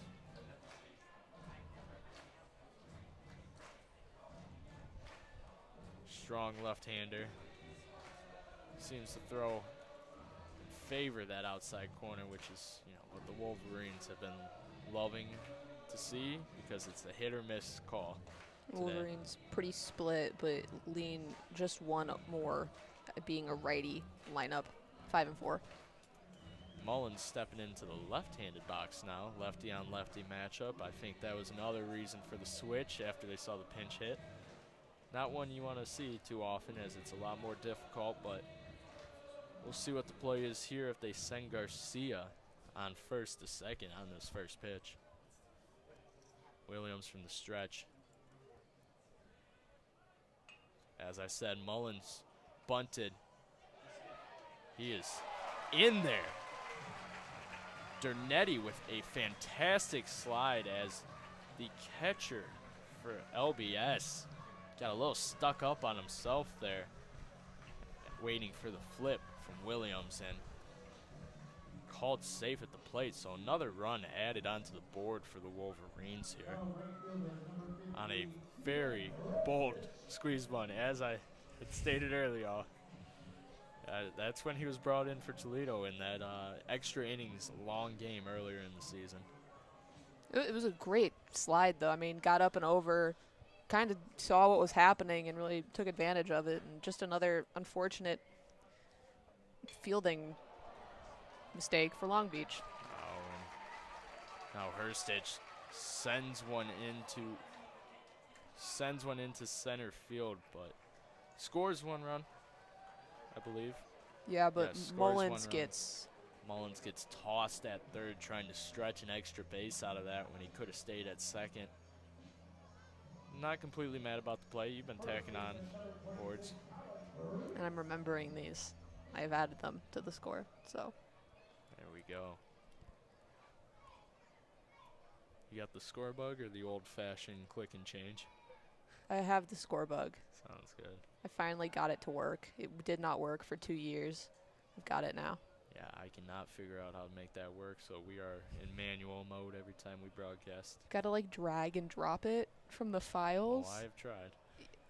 It's very. We're talking about our OBS setup, and it's very confusing. I had a problem where like it wouldn't work. Like anytime we broadcasted something from my computer, it just would not stream properly. But I think I had to delete and re-download OBS, and I think I finally got it. There you go. Colin Priest at the plate, waiting on the first pitch. Has been thrown over the first twice, and now a third time. Williams, I understand he's a left-handed pitcher trying to keep the first base close, but 3 straight is a little extreme, and you're hearing it from the crowd at Yost here. And wow, Yost. Ray Fisher Stadium. We only think about hockey. This is a broadcast full of people that just want to talk about hockey. Might be the quickest I've called myself on a mistake, though. I also don't want to remind the Long Beach State, but they are the worst fielding team in the Big West. So maybe they should stop checking on the runner. Today's been a theme of speaking it into existence, so let's one more air tacked up on that scoreboard. Kind of jammed there for the second strike is Priest, and 0-2 the count with 2 away. Love to see another man on board, but the Wolverines are happy with this inning yet so far. Williams from the stretch, back over to first, keeping him honest. It's 0-2 with 2 away. Bold play to focus on the runner and not try to get this out at the plate.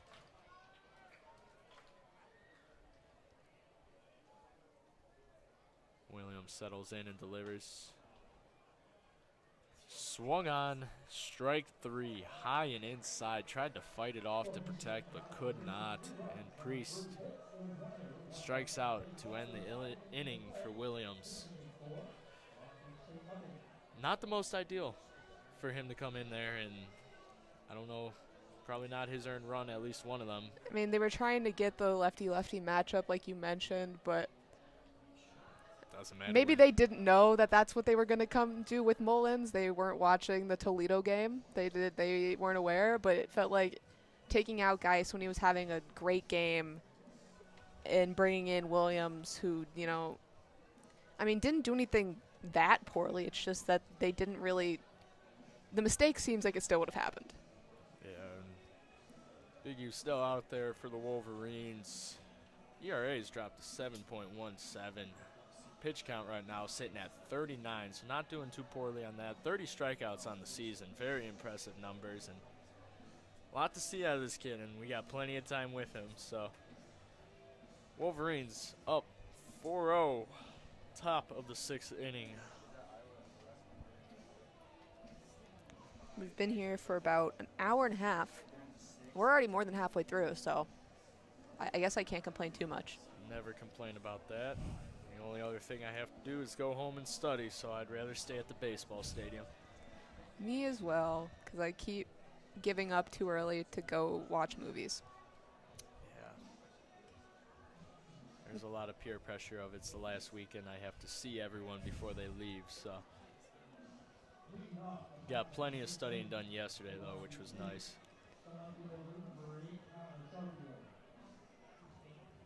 Sharpie comes up. I butchered that name. I apologize. Sharpie comes up to the plate. French. Yeah. I think. Pronunciations have never been my strong suit. You'd think it would be with my last name, but it just really isn't. Want to know the count. Ball on the inside corner there. You'd be surprised how many people have messed up my name. Not Spencer, Kendall. I would love to hear the different pronunciations. Ball chopped over to third. Caruso makes a fantastic play on that chopper.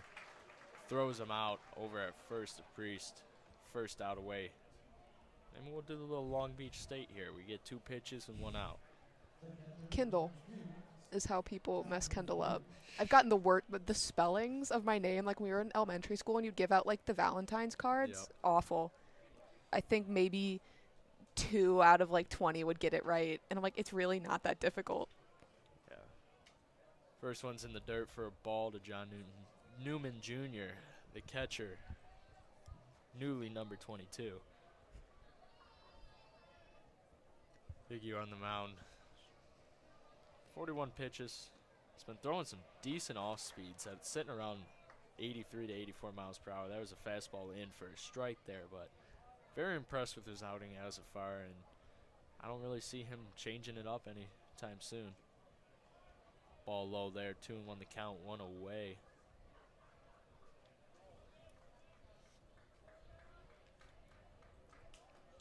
Newman walked on his first appearance and then struck out on his second appearance in the 3rd inning, so not much happening there today for him as he sends one to right field. Off the wall. Throw's going to be close at second. It looks like he is in there, though. Yeah, just managed to get under it. Almost, if he would have come off the base at all, he would have been out, but Herstich made a nice play there, playing that ball off the wall. Didn't have a chance to really get it in the air as it was more of a low, hard fought off shot, but got it in and made a close play at second pretty much. Just a millimeter or 2 short on the tag.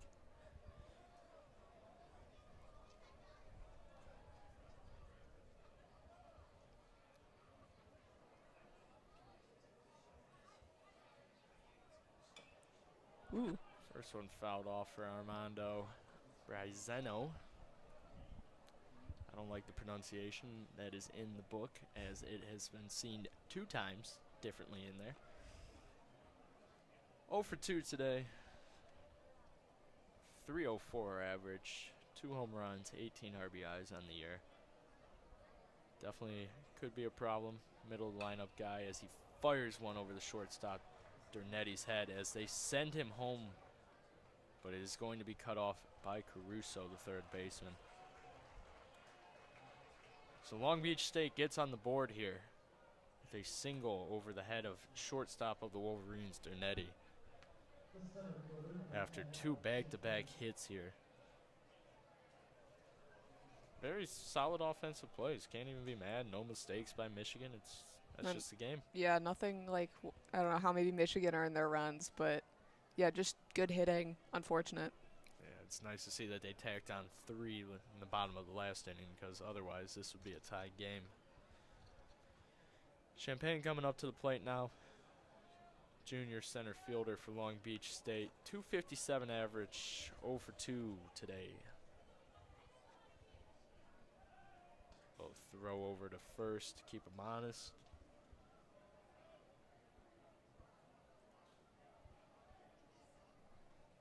Long Beach State has the 4th best earned run average in the entire country. Chopper just foul over the first baseman's head. Colin Priest. Looked like it almost landed on the line there, but first base ump called it foul. Michigan catches a little bit of a break there, because that was going to be at least a guaranteed single, possibly a double, with some weird bounces over there, and it could have gone over the wall.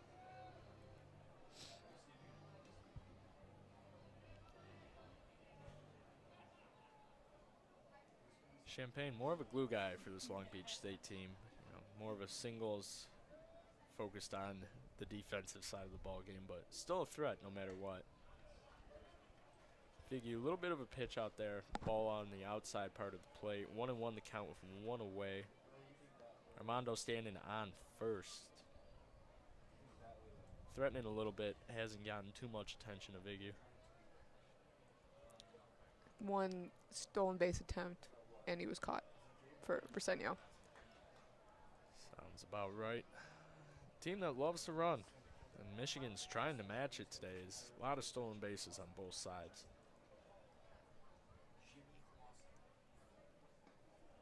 Ball in, almost at the hands of the batter, Champagne. 3-1 the count. Hitters count here. 1 away. Man standing on first. Figure trying to fight out of this inning and get 2 more outs. Yeah, Wolverines don't currently have anybody warming up. 1 fouled off. Good job fighting back for a full count here.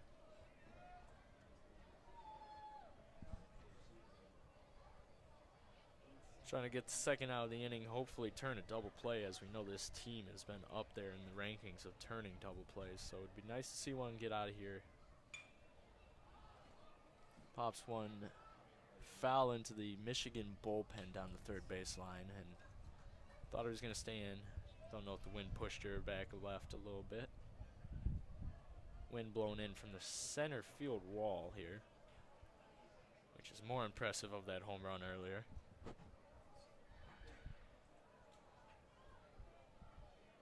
Three and 2 on Champagne. A throw over to first. Priest has been busy over at first with these pickoff attempts.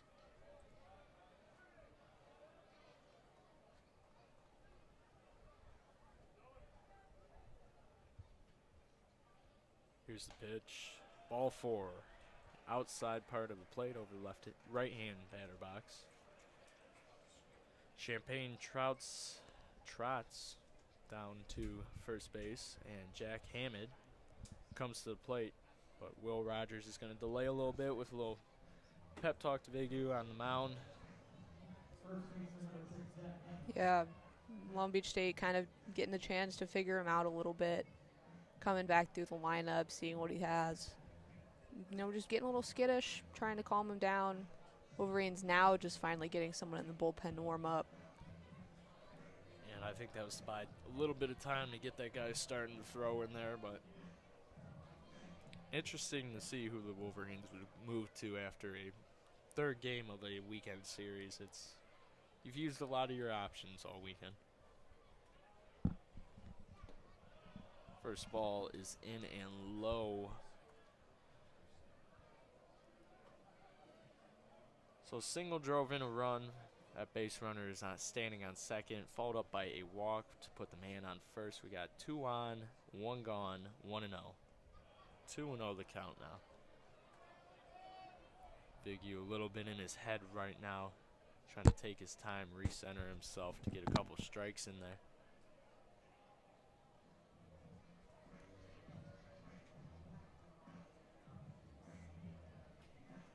Can't tell if it was the pitching coach or Tracy Smith coming out to talk to Big U, as I don't think they're happy with his performance at the moment, and they can sense he's getting a little stressed out on the mound.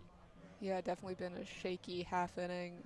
I mean, it's just 1 run, but there's runners on first and second, and kind of lost the strike zone a little bit.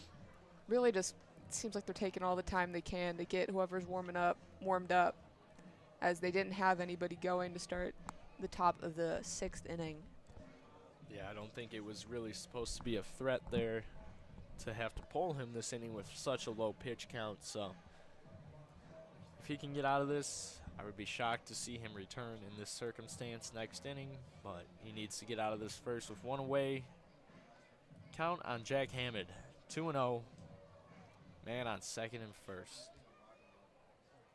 Big U in the stretch, looks back to second, delivers the pitch. Low called strike, 2-1 the count.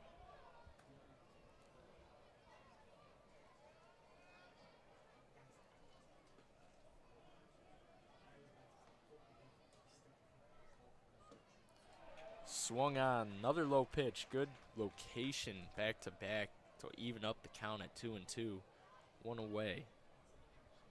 It's nice to see the ballpark filled up today. It was raining this morning and it was kind of awful, but it's definitely cleared up a little bit. Yep. Swung on, foul tip, but caught by Will Rogers for the 2nd out of the inning here. And good break there by Michigan to catch that foul tip, because it was coming in hot and low. Good recovery for Big U. Just got to get out of this half inning, try and keep the damage to a minimum. Yeah, and you can see the 2 little mound visits there definitely helped calm him down a little bit. Kind of settling back in, doesn't seem as tense, and trying to get out of this with 2 outs. Oh boy. Long shot, but goes foul down the left field line, and thought that was going to be a tied up ball game there, and the old Wolverines were going to come out, but Santander leaves that one foul for 0-1 with 2 away. Big U loads up, delivers a ball low and outside. 1-1 the count. You're not trying to get Santander anything like that to swing on again. No, you don't. He may have a lower average here, but 3 home runs, but 26 RBIs. Off speed, catches the low outside corner and swung on and missed. 1-2 the count. Fantastic pitch there. Slowed down the off speed from a usual 83, 84 to 81 there. So hard to readjust that quickly as a hitter. Once again, swings on, misses. Drop third strike. Out at third to get out of the inning is Big U and Will Rogers. Great recovery by Big U. Looked for a minute there like the Wolverines were panicking and just trying to desperately delay the game as much as possible. But after that mound visit, he really settled down and followed it up with 2 strikeouts. And what more can you ask for? Yeah, and you can see why they relied on him after Sachin Ramos came out of the game, as that's his 5th strikeout of the day, 32nd on the season. So very impressive showing here by Big U, and you know, something to work on for the rest of the season is he could be that mid-rotation guy. You have pretty much your starters for now. as, you know, we see a little bit of movement on this third game if we win the first, or Friday, especially the midweek games, the Tuesday, Wednesdays, a lot of movement. But, you know, we talked earlier with the coaches, and Kurt Barr's their Friday guy. They've made that pretty clear. Saturday can bounce between a couple, and then you're still looking for those middle pitchers. Your closers are going to be your closers. You don't have any definite ones. It's kind of what the weekend's shaped up to. That's the hardest part about college baseball is, you know, MLB, you can have a roster of 7 closers. You know what your closers are going to be. They can also move up in the game. Here it's they come in really early, and then they become closers. Yeah. So. The hula hoop contest just ended in a cop-out, I think. Yeah, after a long race and a potato sack race. Hula hooping. They should get knocker balls. That would be fun. At my job, we weren't allowed to let people like of different genders do it, because the guy would always like destroy the girl. I don't think that's fair. I think if me and Owen Crane went out there right now, I'd kill him. I feel like the competition would be better if you had mixed genders. We did it once, it got yelled at because the girlfriend like wanted to do it but didn't try, and kind of got lit up. Sounds about right. Oh well. Owen Crane, that's a threat if you're listening. If we're ever at a place that has knocker balls, I'm getting you. New pitcher here for the Dirtbags, and of course the longest last name on the list. Largaspada? That looks right. I don't know. I'm going to go check the pronunciation guide. That's not very helpful. But 3.48 GPA.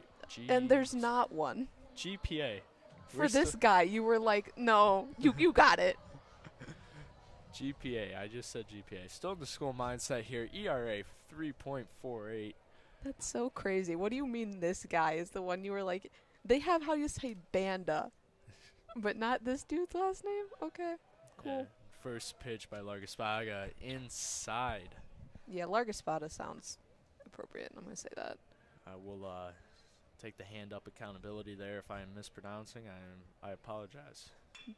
Another inside pitch driven towards the shortstop. Plays it on his back heels a little bit. Throws out Longo at first.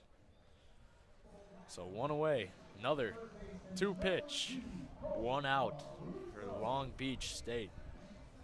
Had a long last 2 half innings. Got to speed things up here. Oh yeah. Got studying to do. Can't do 25-minute innings here. No more. Cole Caruso steps up. Junior third baseman. 0-2 today.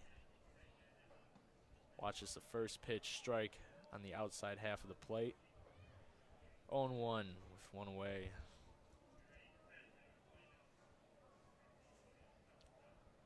Had a fly out and a ground out. Swinging, missing on the second pitch. 0-2 on the at-bat.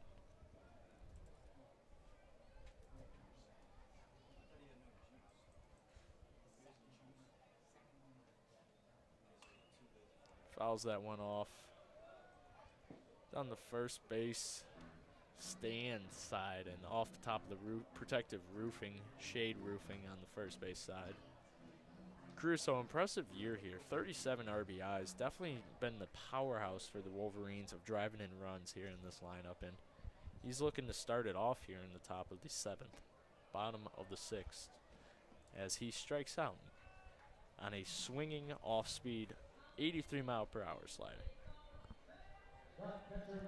Largaspada has 25 strikeouts, 26 now, I guess, but seems like he's pretty good at that. Yeah, seems to be one of his strong suits there as Will Rogers steps up to the plate. Also 0-2 on the day. Drives one out into deep left center field, and that ball is gone. Over the half-brick wall over there, and Will Rogers making up for being 0-2. He has had a great run of a day, defensively and offensively here, and giving the Wolverines another run up on the board. No one can complain about that. That ball was, That was hammered. yeah, that was driven on a rope out to left center. No softball at home today, so no attempt to put one in their field tonight. Seems like that was the only home run that Larga Spada has given up this season. That's impressive. The Wolverines just 'Cause piece by piece tearing down Long Beach State. as I mentioned, Long Beach State has the 4th best ERA in the country.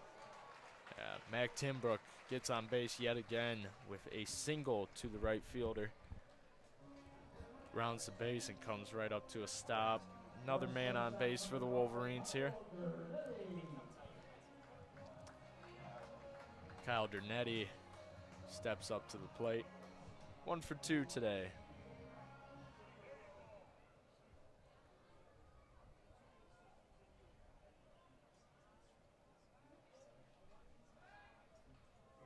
Timbrook sent back yet again. Feels a little Groundhog Day-like from past innings.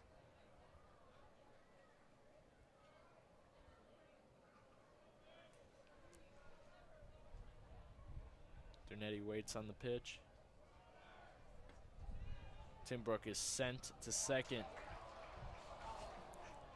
He slides in safely. The ball got past the second baseman. Tried to get up to see if he could round the base. Just tripped over the bag. Tripped over it. That's all right. We'll take the steal either way. Avoid the force out at second. Count is 1-0. 2 outs here for the Wolverines. The sun's out now. Yes, it's beautiful out. Still a little windy though, a little gusty, but no complaints here from any of the fans.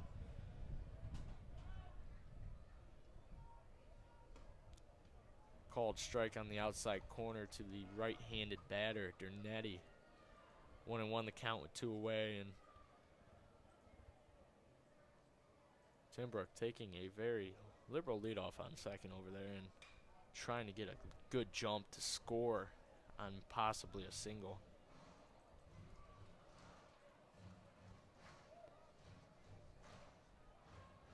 That one was fouled off. 1-2 with 2 away here to Kyle Dernetti.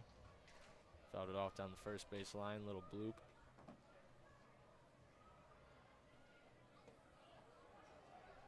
High called ball. I would not have taken that with this umpire today. I thought that was a strike, but no. Oops. Guess I was. Oh my God, is that guy in a Cardinals jersey? Yes, I believe so. Wow.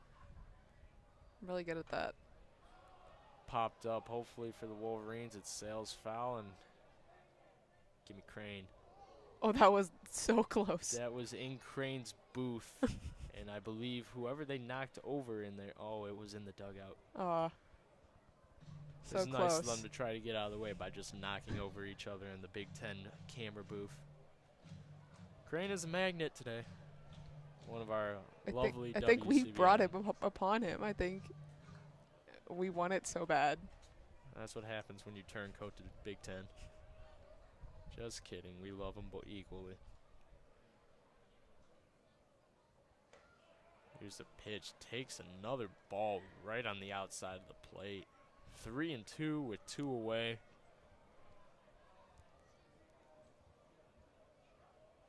(5-1) Michigan after that Will Rogers long shot here. 7 hits for the Wolverines to the 3 of Long Beach State. Looking to add on more here. Protecting another foul ball. Impressive by Dernetti here to keep this at-bat alive after going down early in it.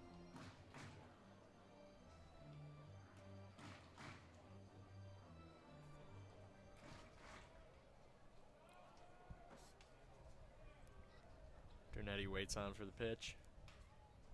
Little tapped blooper out to his shortstop. And the third baseman came over to corral that and throw it to first with a bang-bang play at the first base. And Michigan asking to possibly challenge here. They're going to talk about it. Couldn't tell. It looked like they got him by half a step, but very odd fielding over there when the third baseman, Borgano, came over to almost the second base to field that. I don't think that's the St. Louis Cardinals logo. I think it's some, like, kids team. Because there's, like, 5 of them over there. The priorities are in the right places here for Kendall. You know what? I'm so good at that. Like, I have never not spotted the Blues logo in Yost Ice Arena. I'll see it from across sections. And I find it immediately, and I have to say it. Like, you know when you, like, drive by cows and someone has to say cows? Yep. That's me, but with St. Louis sports team logos. Makes complete sense. And instead of showing the replay, we were showing the umpires, so that always helps out. And Oh, it's because the replay is not there. They barely have it. This might be the problem. that's going to be a hard one. My best guess is that the call may stand. It doesn't look like they have. If that's the only shot that they have, it doesn't look like the angle is good enough for them to overturn anything. I'm going to tell Crane he needs to start zooming in a little harder on these cameras here. Here's a better angle shown up in the right field. Ooh. I can't see the baseball from up here. Yeah, he is still called out. Very close play, and I think with better cameras could have been a longer review, but Wolverines tack one on the Will Rogers bomb to left center field in the bottom of the 6th to make it a 5-1 ball game here. And Wolverines can't be mad at their display so far, but they got to hold up defensively here, as there's been a couple close calls with runners threatening in scoring position. Yeah, Viggy will come back out, so good sign after. Looks like he had a shaky top of the 6th inning. Yeah, got a little longer of a half inning there to stay and rest. They're doing the mixing up of the 3M logos on the scoreboard, and I am always amazed.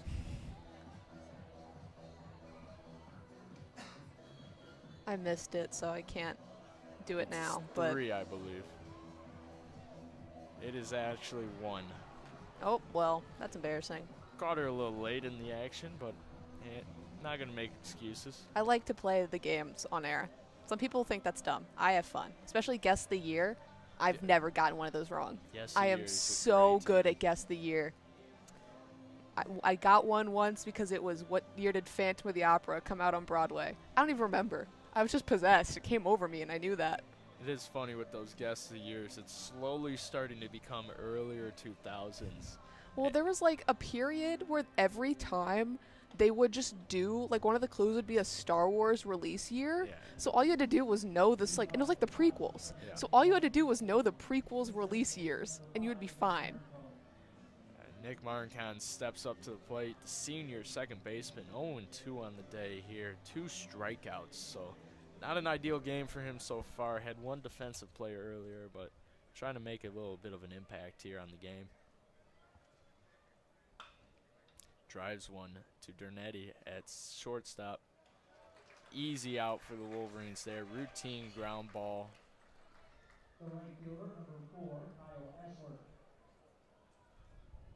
Back to the top of the lineup here for Long Beach State. Kyle Ashworth comes up to the plate.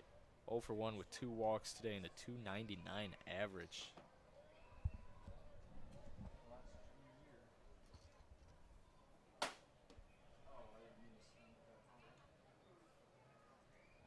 First ball is in there for an actual ball. 1-0 the count.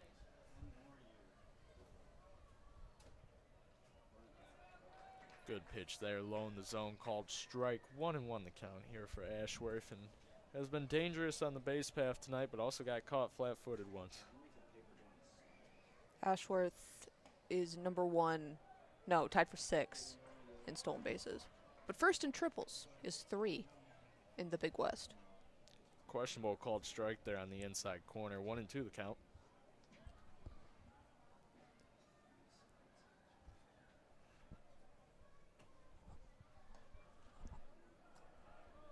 Left her on the outside of the plate for a called ball.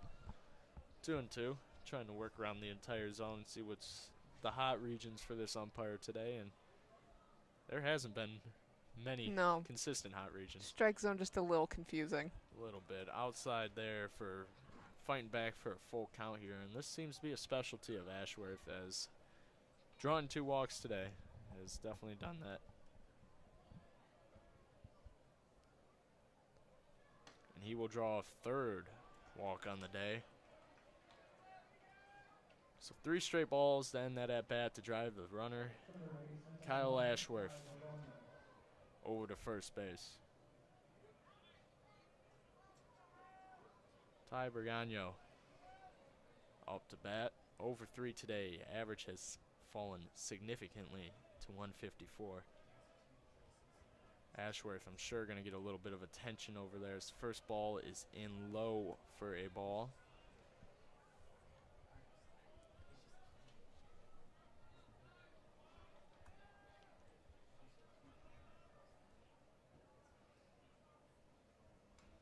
Big U throws one low in the zone, swung on and fouled straight back to even up the count at 1-1. You know, we mentioned the pace of the game. Should have never mentioned the pace of the game because it has slowed down significantly. It's slowed down and then sped up again and then slowed down. Fired over the second baseman's head for the Wolverines, as Bergano finally makes an impact in today's game. And a little sloppy fielding there at the end of the play and the cutoff throw and the non-cutoff throw. Mac Timbrook just couldn't get up enough to catch that ball as it sailed about 2 feet over his head on a full extension lunge. Big U still on the mound. Sharpio up to bat. 0-2 on the day with a walk. Junior left fielder has a .328 average this season. 19 RBIs, so not top of the team, but also not suffering in any aspect. Man on second and first for Long Beach State here.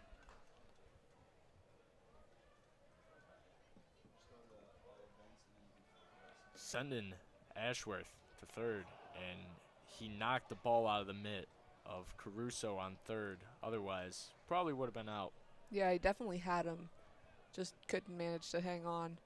I got that first hand in there with the sliding mitt, glove, whatever it is now. More annoying. Takes away the double play opportunity.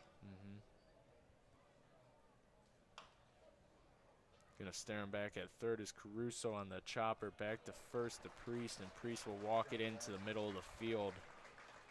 Much needed second out there for the Wolverines, and they kept the runners at bay at second and third.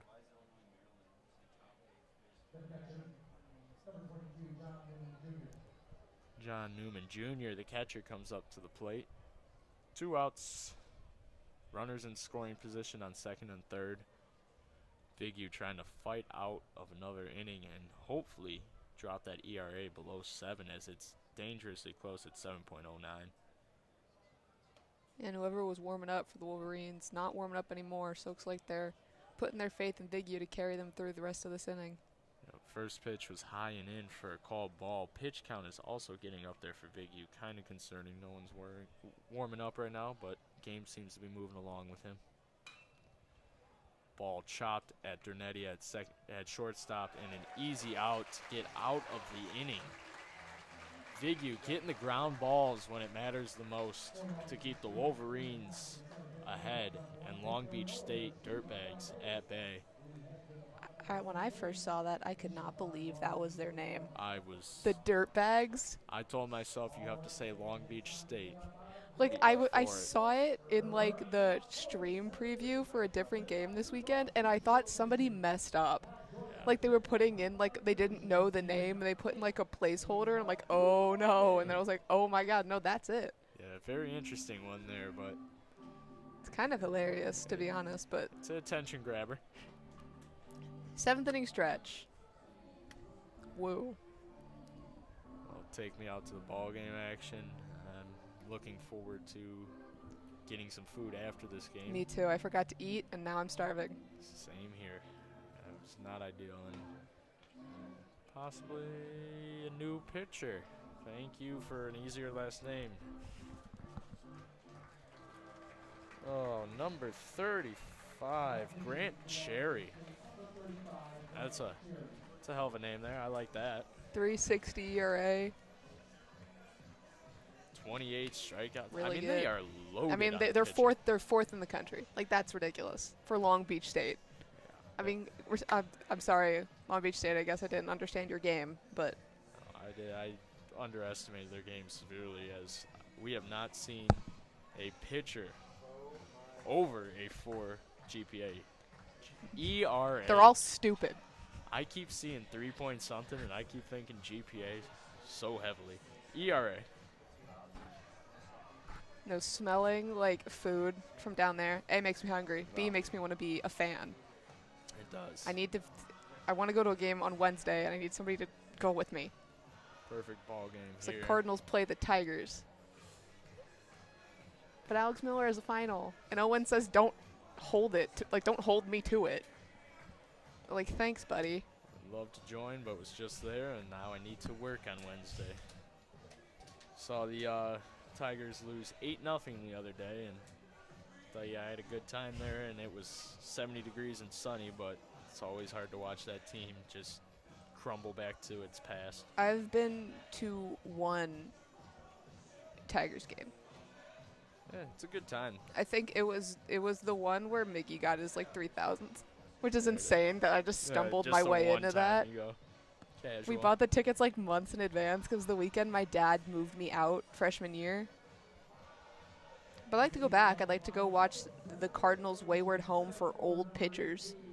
Yeah. A-Mill was getting it together over there when YMCA was bumping and enjoying the call for Big Ten over there as well. Something that Big Ten Plus won't tell you is that they're just us. They are us. They just we are steal 70% of that organization. all of our broadcasters. There's a nice yellow cord that runs into our side of the booth for when they don't have someone. Bottom of the 7th here, 0-1 to top of the lineup, AJ Garcia of the Wolverines. The Tigers are winning 3-1, in case you were curious. That's good. Still the Royals, or? Yeah. Yeah, it's, I might not go to another game because I'm tired of watching Javier Baez swing at dirt. Cardinals beating the Mets 1-0. Looking for a sweep. Kind of crazy. Garcia sitting in there at 1-2. Watches a very close ball called high, 2-2. Yeah, I looked at Baez's, first off, his average is 150. Another ball in here, full count, 3-2. But I watched him literally swing at a ball that bounced in front of the plate the other day. And it was the most disappointed in a contract I've ever been. Well, starting tomorrow night, we'll take on the Cardinals. Oh, you're going to win tomorrow. You might win Tuesday. And you'll probably win Wednesday, actually, because you're getting the bad part of our lineup. I mean, our rotation. You're going to win tomorrow. You're going to beat Steven Matz. Good snag over there by the foul ball by the first base Michigan coach. And swung on and missed by AJ Garcia. Put up a decent fight there. 90 miles per hour on that even, not just rounding from Cherry. Mullins stays in the game as the pinch hitter that was replaced and now moves to the DH spot, putting in replacement of Kalinsky. And probably a good call out. We gave him a little bit of a chance, but after a couple strikeouts in a row, can't have a hole in your lineup here. He came in, did exactly what he was supposed to do. Rewarding him for that as well. Yeah, the sacrifice squeeze bunt that turned into an error, pretty much so, and stood on first for a little bit, got all the way to second base before the end of the inning. Sees another called ball, 2-0 the count with one away. Cherry having a hard time finding the strike zone right now, as seems to be a lot in the lower part of the zone. Finds it there, up and in for called strike 2 on Cooper Mullins.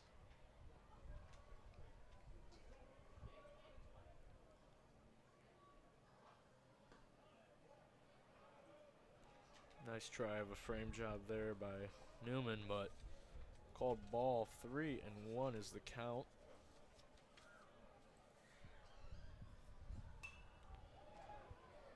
fought off down the third base line, hits the wall, foul. Good job by Mullins there on a hitter's count.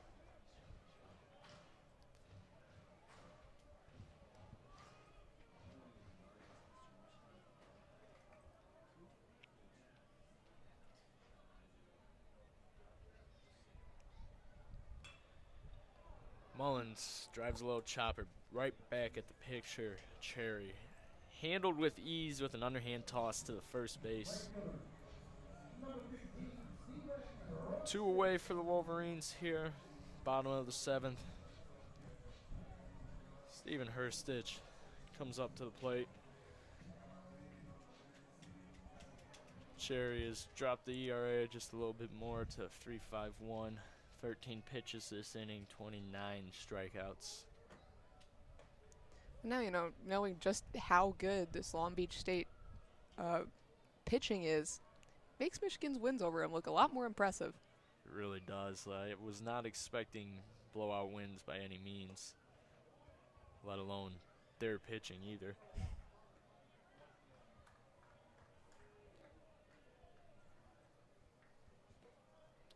2-0 the count. 2 away. Hurstich at the plate. Tipped it off into the catcher's mitt, Newman. 2-1 the count. Michigan leads 5-1, bottom of the 7th. 7 hits to 4 hits, one error on Long Beach State side. Been a pretty routine game so far. Fouled that one off back behind the first base dugout into the parking lot. Played a little car window shield effect noise on the PA here, but hope nobody's window got smashed. yeah, you can tell they have started to tell people to park all the way in the far lot by the pool. Another one fouled back out. Ooh, we can actually see that one. That caught the track, not a car, thankfully, behind the IM building and next to Ray Fisher Stadium here.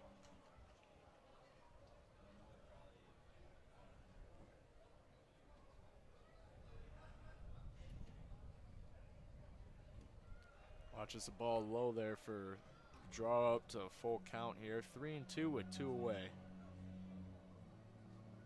Nobody on base. Halloween music.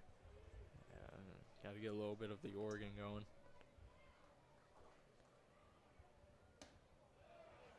A little flip of the bat away, and he was walked. So still 2-3 on the day with another walk as he trots down the first when the ball sailed outside. Freshman first baseman Colin Priest steps up to the plate. 0-2 today. Has 1 walk.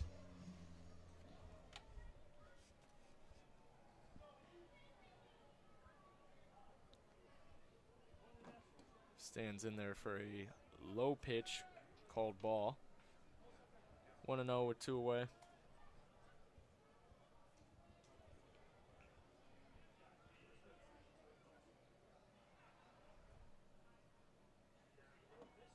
Little half check swing, but he did go. 1-1 equals out the count here. And Steven over on first taking a very generous leadoff for probably not going to be known for going here. And they're not even paying him any attention. Oh, there you go. Oh, and they throw it away. Ball. I was about to say maybe boy. They've given up on it, considering how many times, they've made a mistake, but there's another one. Yeah, and that ball got past Jack Hammond, who was covering first, and a little bit of another advance to air there, where Steven Hurstich is now standing on second base with a 1-1 count, 2 outs for Priest. Watches another ball low. Good scoop there by Newman tonight. We'll have another wild pitch.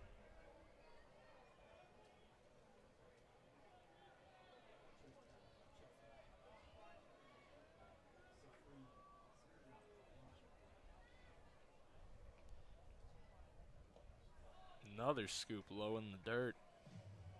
3-1 the count for Priest. Little hitters count with 2 outs here. Wolverines trying to tag possibly one more with a man on second base in scoring position. Another low in the dirt. Draws the walk, Colin Priest. Yet another walk. Yeah, Cherry's struggling. There's been a lot of balls in the dirt. I mean, he's gotten lucky a couple swings on those, but that's pretty much where he's playing right now. I do have to say, this field, and I believe the manager of LBS is coming out right now, but this field and this mound, it's not an easy one to pitch on. It's all turf. You have nowhere to land other than the board that they made out there to make it feel like it's real dirt, but definitely one of the drawbacks of the turf field is the mound, but it's also nice because the rainouts are way less and the maintenance is way less. Especially it rained both mornings this weekend. Yeah, So there weren't any worries.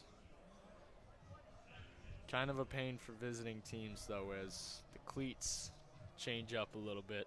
You got to go to the rubber cleats over the metal, so not ideal, but I know a lot more college teams are moving to this turf as it's just easier maintenance-wise. But Joe Longo the junior left fielder, 0-3 on the day, but still has the .294 average from the season. 13 RBIs, trying to up that at this at-bat with a man on first and second, and looks like they're keeping Cherry in the game for now, but watch out for the wild pitches on balls in the dirt because the last 3 in a row have been there. Longo bats above 300 with runners on and runners in scoring position, and 409 with 2 outs. Once again, that's nothing. But it is fun to say. Newman giving some signs in front of the plate real quick before the next upcoming pitch. Wolverines on first and second, both off of walks this inning, and Cherry got a little pep talk from the Long Beach State dugout. Longo steps in the plate. Takes a big swing at the first one. A high ball that would have been called a strike most likely either way. 0-1 the count, 2 down. Good 90-mile-per-hour fastball up and in on the zone.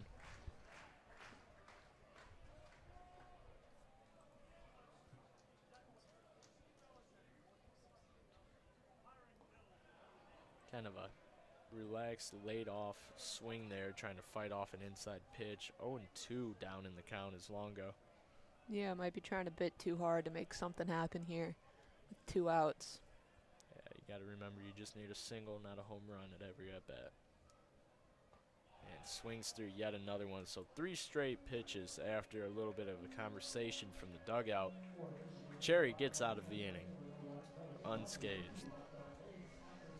At the top of the 8th. And it is 3:12. 3:13. I'll take it. I am glad I looked at my calendar, though, because I had it, or I looked online, because I had it in my calendar for a 2 o'clock start. I did one last week that was supposed to be at 4, but got changed to 6 with no explanation. That is miserable. Luckily, I checked, so like I wasn't like Just sitting here for 3 yeah, hours. just sitting here the whole time. Where's everyone at? I also would have just left. I live 5 minutes away. I would have just not been here. As the reigning trivia champion. I'm not, because they didn't give one out this year, I guess. Well, I guess technically I am. I'm the last person to win they it. didn't give one out. I am the last person to win it, yeah. Do we have any trivia of the day? Any trivia of the day? Oh, that's a hard question. I wasn't prepared for that. Like a trivia question? Yeah, we've been talking about the Cardinals, so do we have any random Cardinals fact? Who's our best pitcher right now?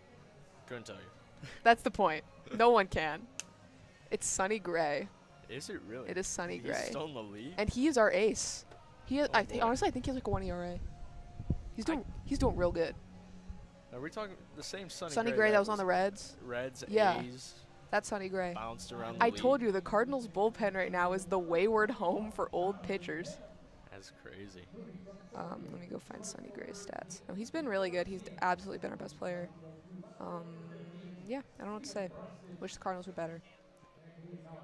Biggie's still on the mound here for the Wolverines. Love the last warm-up pitch where he just fired it into the back and protected padding behind the plate. He also has 32 strikeouts. That's insane. He's doing really good. Yeah, very early in the season for him to do that. Shout out Sonny Gray if you're listening. Briseño comes up to the plate. Shout out Sonny Gray. I didn't know you were still in the league. Thought you retired a long time ago. Probably only like 30.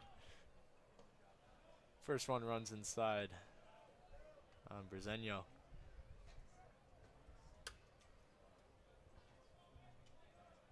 34. Wow. Priest makes a dive at a rocket next to him on the first base. And just couldn't get to it. So a single into the right field for Bresenio, and Champagne steps up to the plate. 0-2. 2 walks. Junior center fielder with a .257 average. Looking to make something happen as Long Beach State Dirtbags are running out of time here with only 2 at-bats left.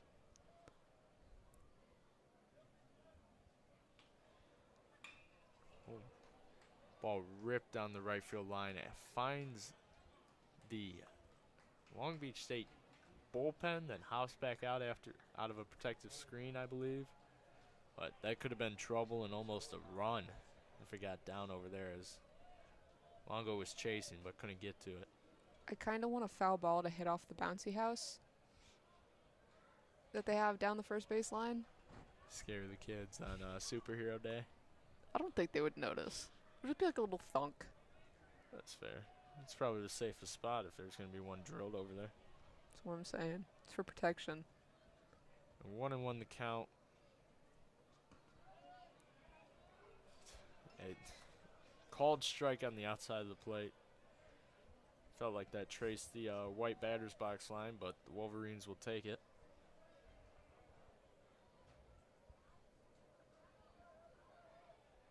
Like we mentioned, bit of a confusing strike zone today. Just a touch. Tried to fire right back at the same place, went a little more outside and got the ball call. 2-2, no one away. Man on first for Long Beach State.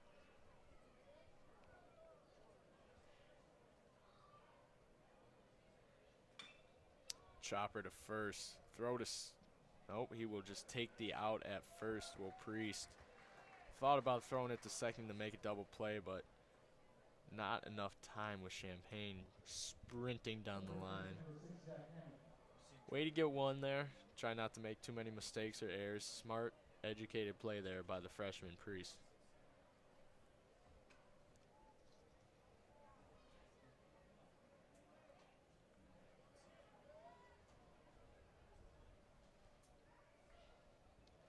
Big U steps up on the mound. Got the ERA below 7 now at 6.97. Fills the zone with a strike there for an 0-1 start. One away, man on second after that walk. Sorry, the hard ball hit in the right field. My apologies. Just missed the zone low. 1-1 the count. Jack Hammond is the batter.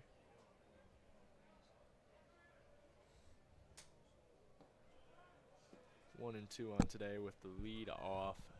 Double followed by a walk and a strikeout. 2-1's the count.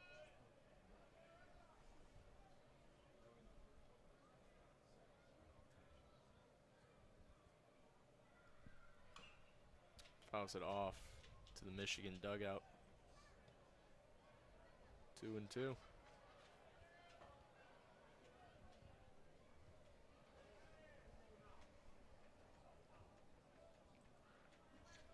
Things getting sluggish here. Just kind of all over. Fouled right towards the press box, kind of flew over our heads. Good job by Hammond to fight that one off high and away. You can tell everyone's getting a little tired right now. Crowd's slowing down, activities are slowing.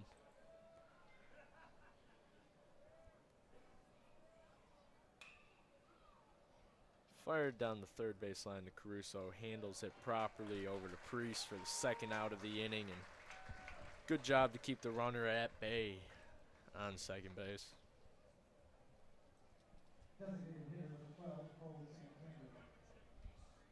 Santander steps up to the plate. Threatened with almost a home run. 3-run shot earlier, but rolled foul. Yeah, he can definitely put a lot on it if he gets a good ball to square up. So gonna probably try and throw it away. Yeah, good stop there by Rogers and a low ball in the dirt.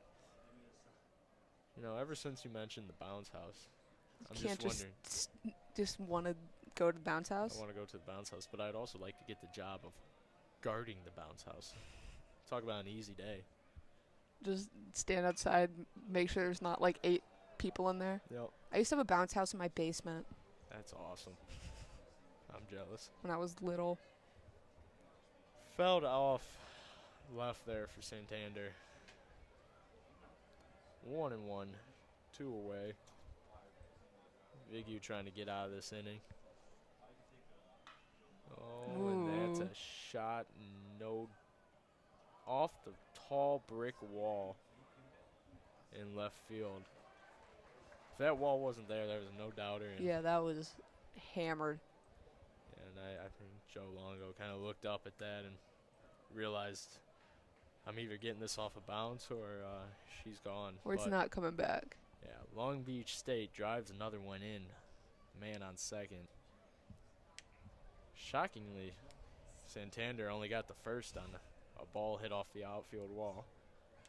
But good bounce off of it for Longo to field it and throw it right back in. He may have been trotting a little bit. May have thought that was a little higher. I don't blame him.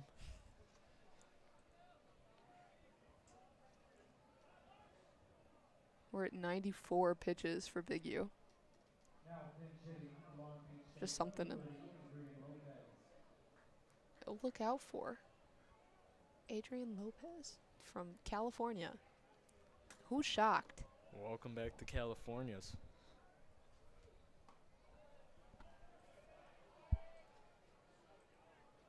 So a little pinch hitter here for Long Beach State, trying to get something started after scoring 1 run off of a ball off the wall. Santander sitting on first base. Ball high out to center field. Garcia trying to get underneath it for the third out, and he does. Corrals it in. Michigan avoids a bigger disaster than it could have been by only giving up 1 in the top of the 8th. 5-2 ball game going into the bottom of the 8th. See if the Wolverines can tack on maybe 1 or 2 more insurance runs here. They've had great 8th innings in the past 2 games, so wouldn't be surprised. Maybe though, since they're already up, we could just wrap it up. Yeah. Just kidding, but maybe I'm not. I'd prefer it, but if you're gonna hit home runs, you better hit them long and far, because that would be fun to call. Otherwise, please don't draw this out with base hits. It's a Sunday. We have finals tomorrow. Let's wrap this up. I'm also just intrigued by, obviously state schools, or schools in specific states, get a lot of people from there. But I don't see, such exclusivity as I've seen with, I guess, California baseball and then Minnesota hockey. Minnesota is just Minnesotans, pretty much. Minnesota hockey's up there. California, because you're right. I mean, if you look at the USC and the UCLA games we had earlier in the year, I think we had 1 more California school. All California. It's just California baseball and then Minnesota hockey, which I guess makes sense. It's such a factory for that sport that you don't need to go get out of state kids. That's also just kind of shocking. Maybe not for Minnesota hockey, but for California baseball, that more people wouldn't want to go to California. I'm shocked, but especially if you're from a freezing state. Yeah. I came to Michigan, dumb, cold. My sister left Missouri to go to California, smart. Class gets canceled if it rains. Yeah, we never left. New pitcher here, Mike Villani for Long Beach State. He's tied for 3rd in the Big West with saves. He's 7. She's loving that Big West pitch. This is my favorite thing I found. I just think this conference is so silly. It's just California, but they can't say that because Hawaii's in it. It's close enough.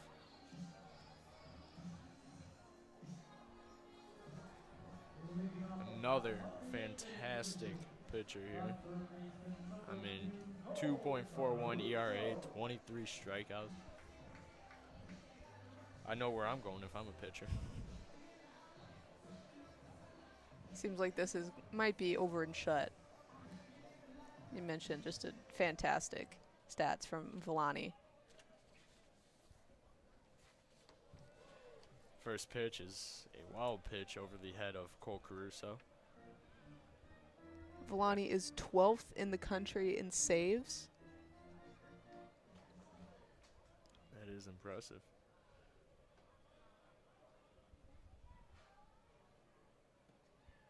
Caruso takes a look at a outside called strike.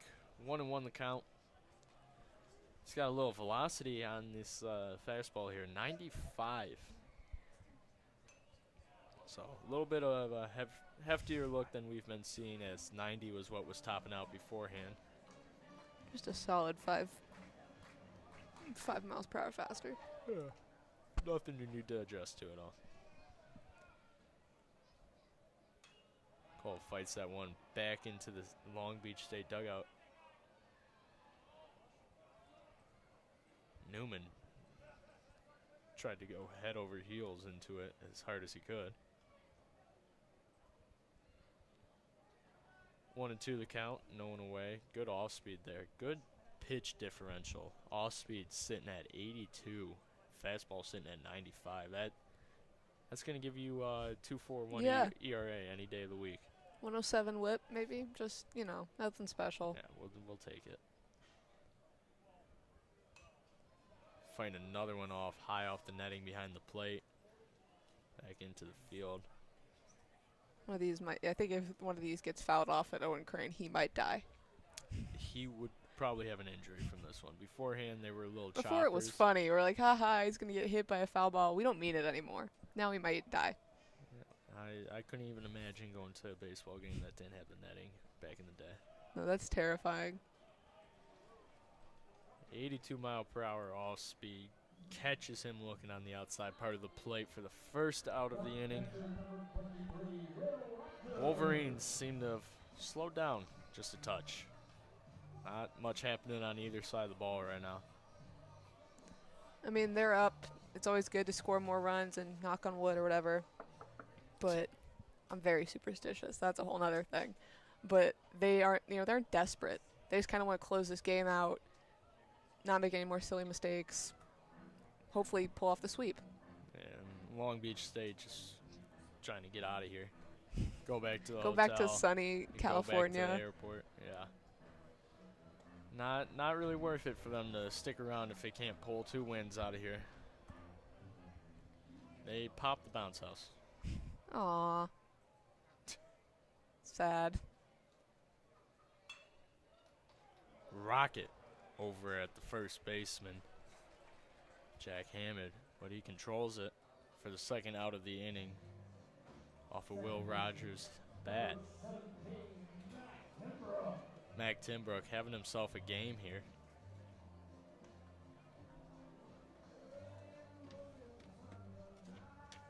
I can't believe they deflated. Like, they destroyed that thing.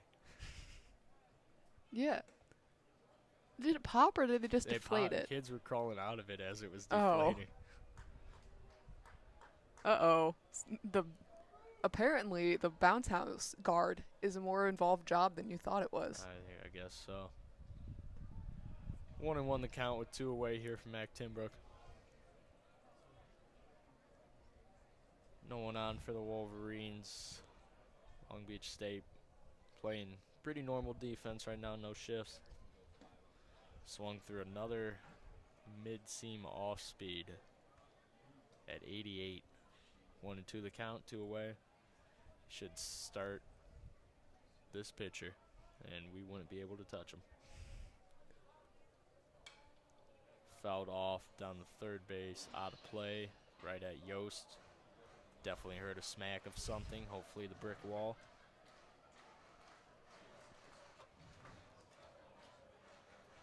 Does Villani have a mustache? I think he does. That's nice. I like the dedication. I was admiring the lettuce. Yeah, he's got the flow. He's got the little mullet mustache combo. That guy's going to the league. He's ready. Watch out, ladies. Striking out the side pretty much. On that last at bat, 4 pitches, 1 ball, 3 strikes. Swung on and missed. So Wolverines moving to the top of the 9th here. And guess who? Big U is back on the mound at 96 pitches. Hoping to close the thing up. There is a guy in the bullpen, so looks like he'll probably be on an incredibly tight leash. Just the second that something bad happens, probably get yanked from this one, but Considering this warm-up I've been watching, I have a feeling he'll get through half a batter. I guess just trying to get him through as much as possible. 96 pitches, you don't really see that racked up too often in college here, and it's an impressive start. And for Ramos, I wish he would have gone longer, but Yeah. I have a feeling this game would be a little closer with some of the, if you would have kept him in. And Tracy Smith has done a fantastic job on kind of learning when to pull his guys. Yeah. Last year there was a lot of, I'm leaving in Kurt Barr for an extra inning. Well, Kurt Barr has an ERA of 12 now. So, he's definitely done a lot better, but we'll see how it plays out, assuming we'll get a closer here in the next couple minutes. Top of the order for Long Beach State. Couldn't really ask for a more ideal situation if you're their fans. Do they have any here? I can't imagine traveling for this. Doubtful. I feel like we're one of the teams that usually have at least one fan at everything. A lot of alumni. Great I can't amount. imagine a lot of Long Beach State alumni going, let me move to Michigan. Bet the West Coast alumni are happy that the Big Ten is merging. 1-1 the count on Kyle Ashworth. Last 3 at-bats were walks, as he fires one up the middle to A.J. Garcia sitting in center and gets a single off of that hard hit ball.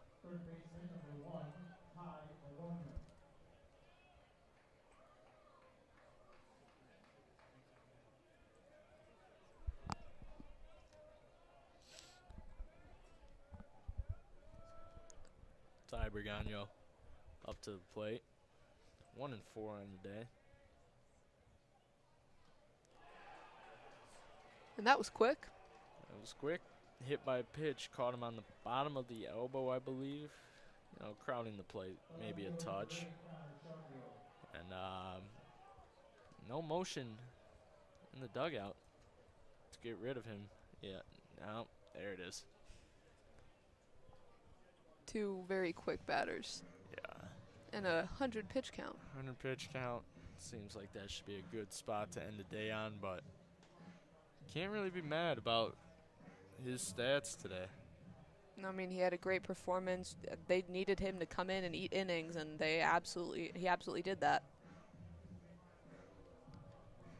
Yeah, not mad at all. And the Wolverines happy to have a middle of the game guy that can show up and show out, and getting pretty much a solid ovation, some standing for Big U in the crowd after pitching 6 innings today.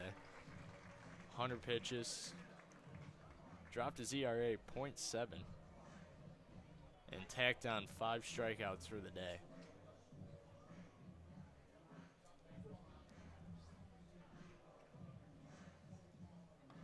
Trying to make out who his replacement is.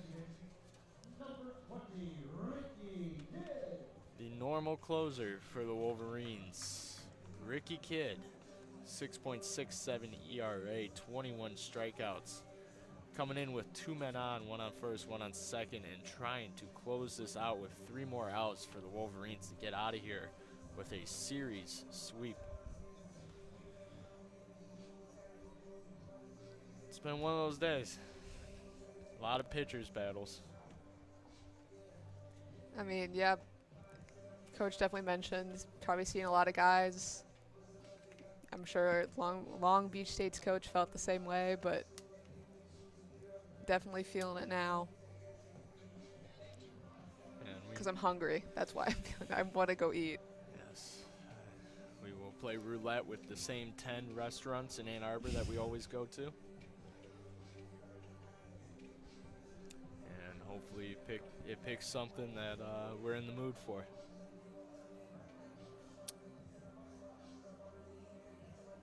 been liking Ricky Kidd this year, not just for namesake, but He sounds like a cowboy. he does. So, but he's coming in some tough positions late in the game, and he's held it together pretty well for being a newer asset for this team. All right, as the last warm-up pitch goes down.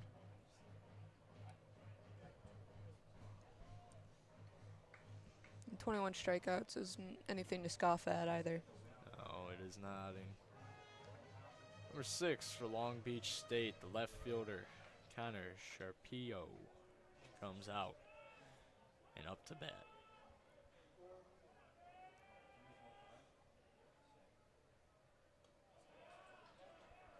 First pitch from Ricky Kidd is high and outside for 1-0 to start off the day. Sharpio 0-3 on the day, 325, 19 RBIs. Someone to watch out for with a man in scoring position. Fouls that one back at the press booth, off the windows, into the crowd, and scared the Michigan Daily writers a little bit, who, quick shout out to them, are 0-2 against us in basketball. Get a better team. Got my glasses broken in that game. Did you? Yeah, that was cool. Fouls another one off, 1-2. Still have the bruises to show from it. You know, whatever it takes. Whatever it takes to beat the Daily. My glasses are a noble sacrifice. That's a win. All I saw in the group chat after was win and whose extension cord question mark. So, after we had asked 20 times for an extension cord. Little wild pitch behind Will Rogers. Kidd comes to cover home as the runners advance to second and third. Ruh-roh. Yeah, just when you thought Michigan was in a safe position, they're pulling a Michigan.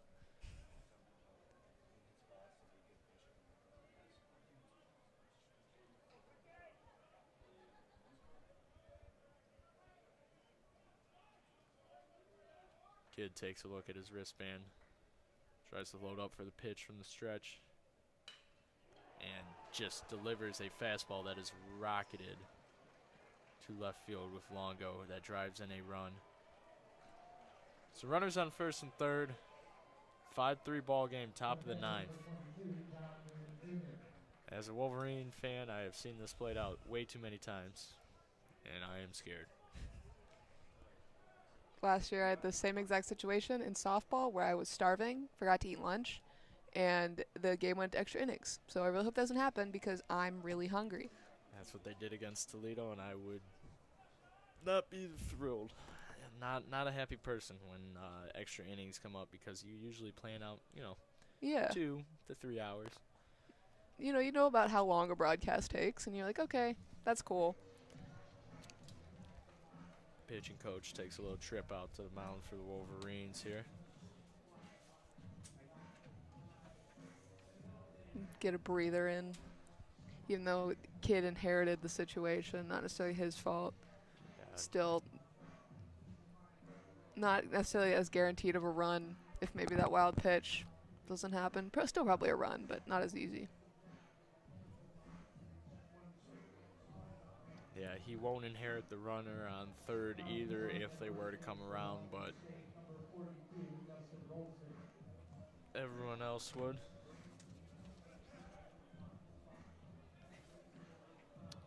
And then Justin Rolston in to pinch run on first here. So definitely probably going to be sending him on one of the first couple pitches.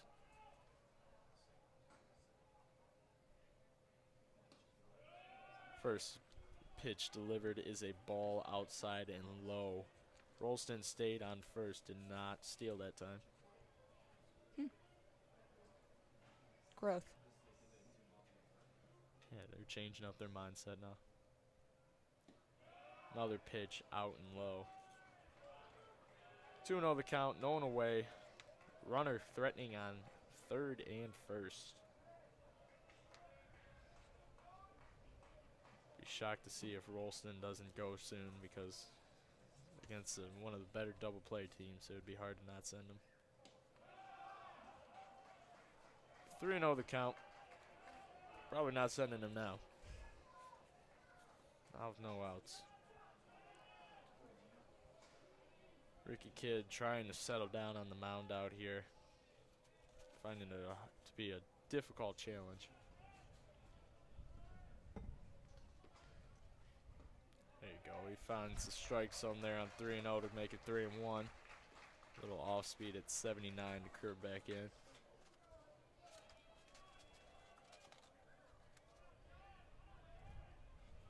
Trying to get an out to kickstart a little momentum going towards the Wolverines here. One more strike. Fighting back in the count. 3-2 now. Runners still on first and second. Ricky finding a little bit of a groove here as the fans try to make some noise. Yeah, it definitely got the crowd to come alive. And they fire a single in the gap between the second and third baseman, Caruso and Tonetti, to drive home that runner on third. It's now a one-run ball game. 5-4, top of the ninth. Ricky Kidd still out on the mound with no intentions of coming off it.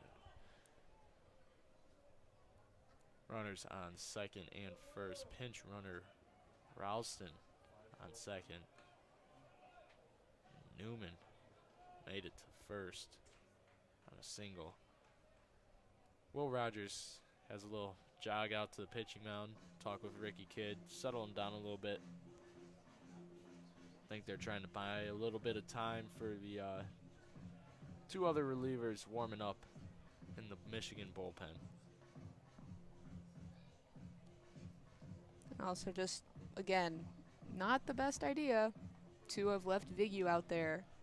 I mean, maybe they thought he could have pulled through, but still, coming in almost 100 pitches, might be better to get a closer out there. Hindsight's 20/20, but something to consider. Yeah, hard to throw him out there in the top of the ninth with a big job. But here we are, trying to not earn any runs himself as the others are off the board. Good off-speed that catches the outside corner of the plate. 0-1 to start off the count. Rogers doing a great job today calming down the pitchers when he knows there's a little tense situation. Puts it inside for a double play opportunity. Caruso to third, back to first for Priest. 2 outs there and the lead runner off of third base. Fans at Ray Fisher are fired up to see that. And so are we. I mean, it felt hopeless, not hopeless, but, you know, the life had gone out, the air had left, and just like that, I mean, they're right back in it. There's only one more out to close this one off, and it's kind of like, in the span of one play, things went from looking pretty bad to feeling pretty good. Yeah, it was very Michigan-esque. You just get that gut feeling sometimes. Be shocked if they're pulling him at this moment. Are they going for unless they're trying to get a matchup? Matchup? Yeah, that's what I was wondering. Because it's Champagne, right? It is Champagne. The lefty. Lefty. And you have a lefty warming up. And they are going to go for a matchup here. I believe they're going to bring in Jacob Denner, the left-handed pitcher. He's had a solid year. Kind of fell away from a main starter role, which was disappointing to see as we had a lot of trust in him, but he fell into this reliever role, and we saw a lot last year when they were both a little younger. Bars start off with Denner coming in as the backup, so good to see him back in a role out here, and Kidd did his job. He got 2 outs. It looked a little sketchy. He gave up 2 runs that weren't his, so he earned nothing. But to have Denner out on the mound now, I'm very trustworthy that he can get one and get him out of here. I'm hoping to put a cap on things, coming at just under 3 hours. That's perfectly a good amount of time for a baseball game. That would be nice. How are we feeling about the, you think the pitch clock in college has done anything at all? No, it feels slow. I think it needs to be lowered a little bit, to be completely I honest. understand, like, they had to test it, and I think it is effective in the MLB. But like, I don't feel a noticeable difference in the length of these games. I think if they want to shorten them, they're going to need to go to a shorter pitch clock just because they make up for it in like longer innings, a lot more runs scored. Yes. So if they want it to actually have an effect of lower like game time. Because you can feel it. Because you can feel it in like. I don't think we were in that picture, but I want to be. You can definitely feel it in MLB games. And as Denner kind of finishes his warm-up here as Michigan Wolverine defensemen move back into their positions.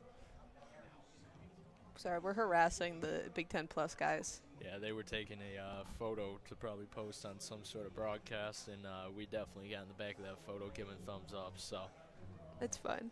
We know them. Hopefully they're friends. Hopefully they tag us.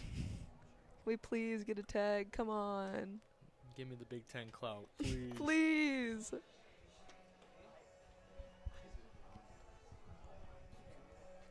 Getting to the point where the ears are numb from the headset being on for 3 hours. I love it. Ears hurt bad. This is our best. Did you get C? Yeah, I got C. This is our best board, but the most painful headphones. And I don't know what it is, but oh my God, they hurt so bad. I had a baseball broadcast, I don't know, 2-3 weeks ago. I grabbed A. Board wasn't in there. I walked all the way here with just the case. Oh, that's great. And so today when I got in there, I was like, time to check. Denner throws his first pitch just wide outside, starting off 1-0 with 2 outs here. My last broadcast, we had B for some reason, and I lugged it back to my apartment to drive back. And only when I got back, I'm like, I think this is missing a wheel. Yeah, the wheels were a little questionable today. And it definitely was missing a wheel. But you know what? I don't get paid enough for that. So, because I don't get paid anything. Nope. So I just put that back in Prod A and said somebody else with power will discover this. This will be Alex Miller's problem.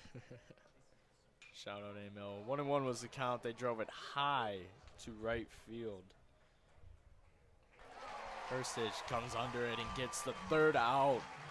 And the Michigan Wolverines sweep the series against Long Beach State.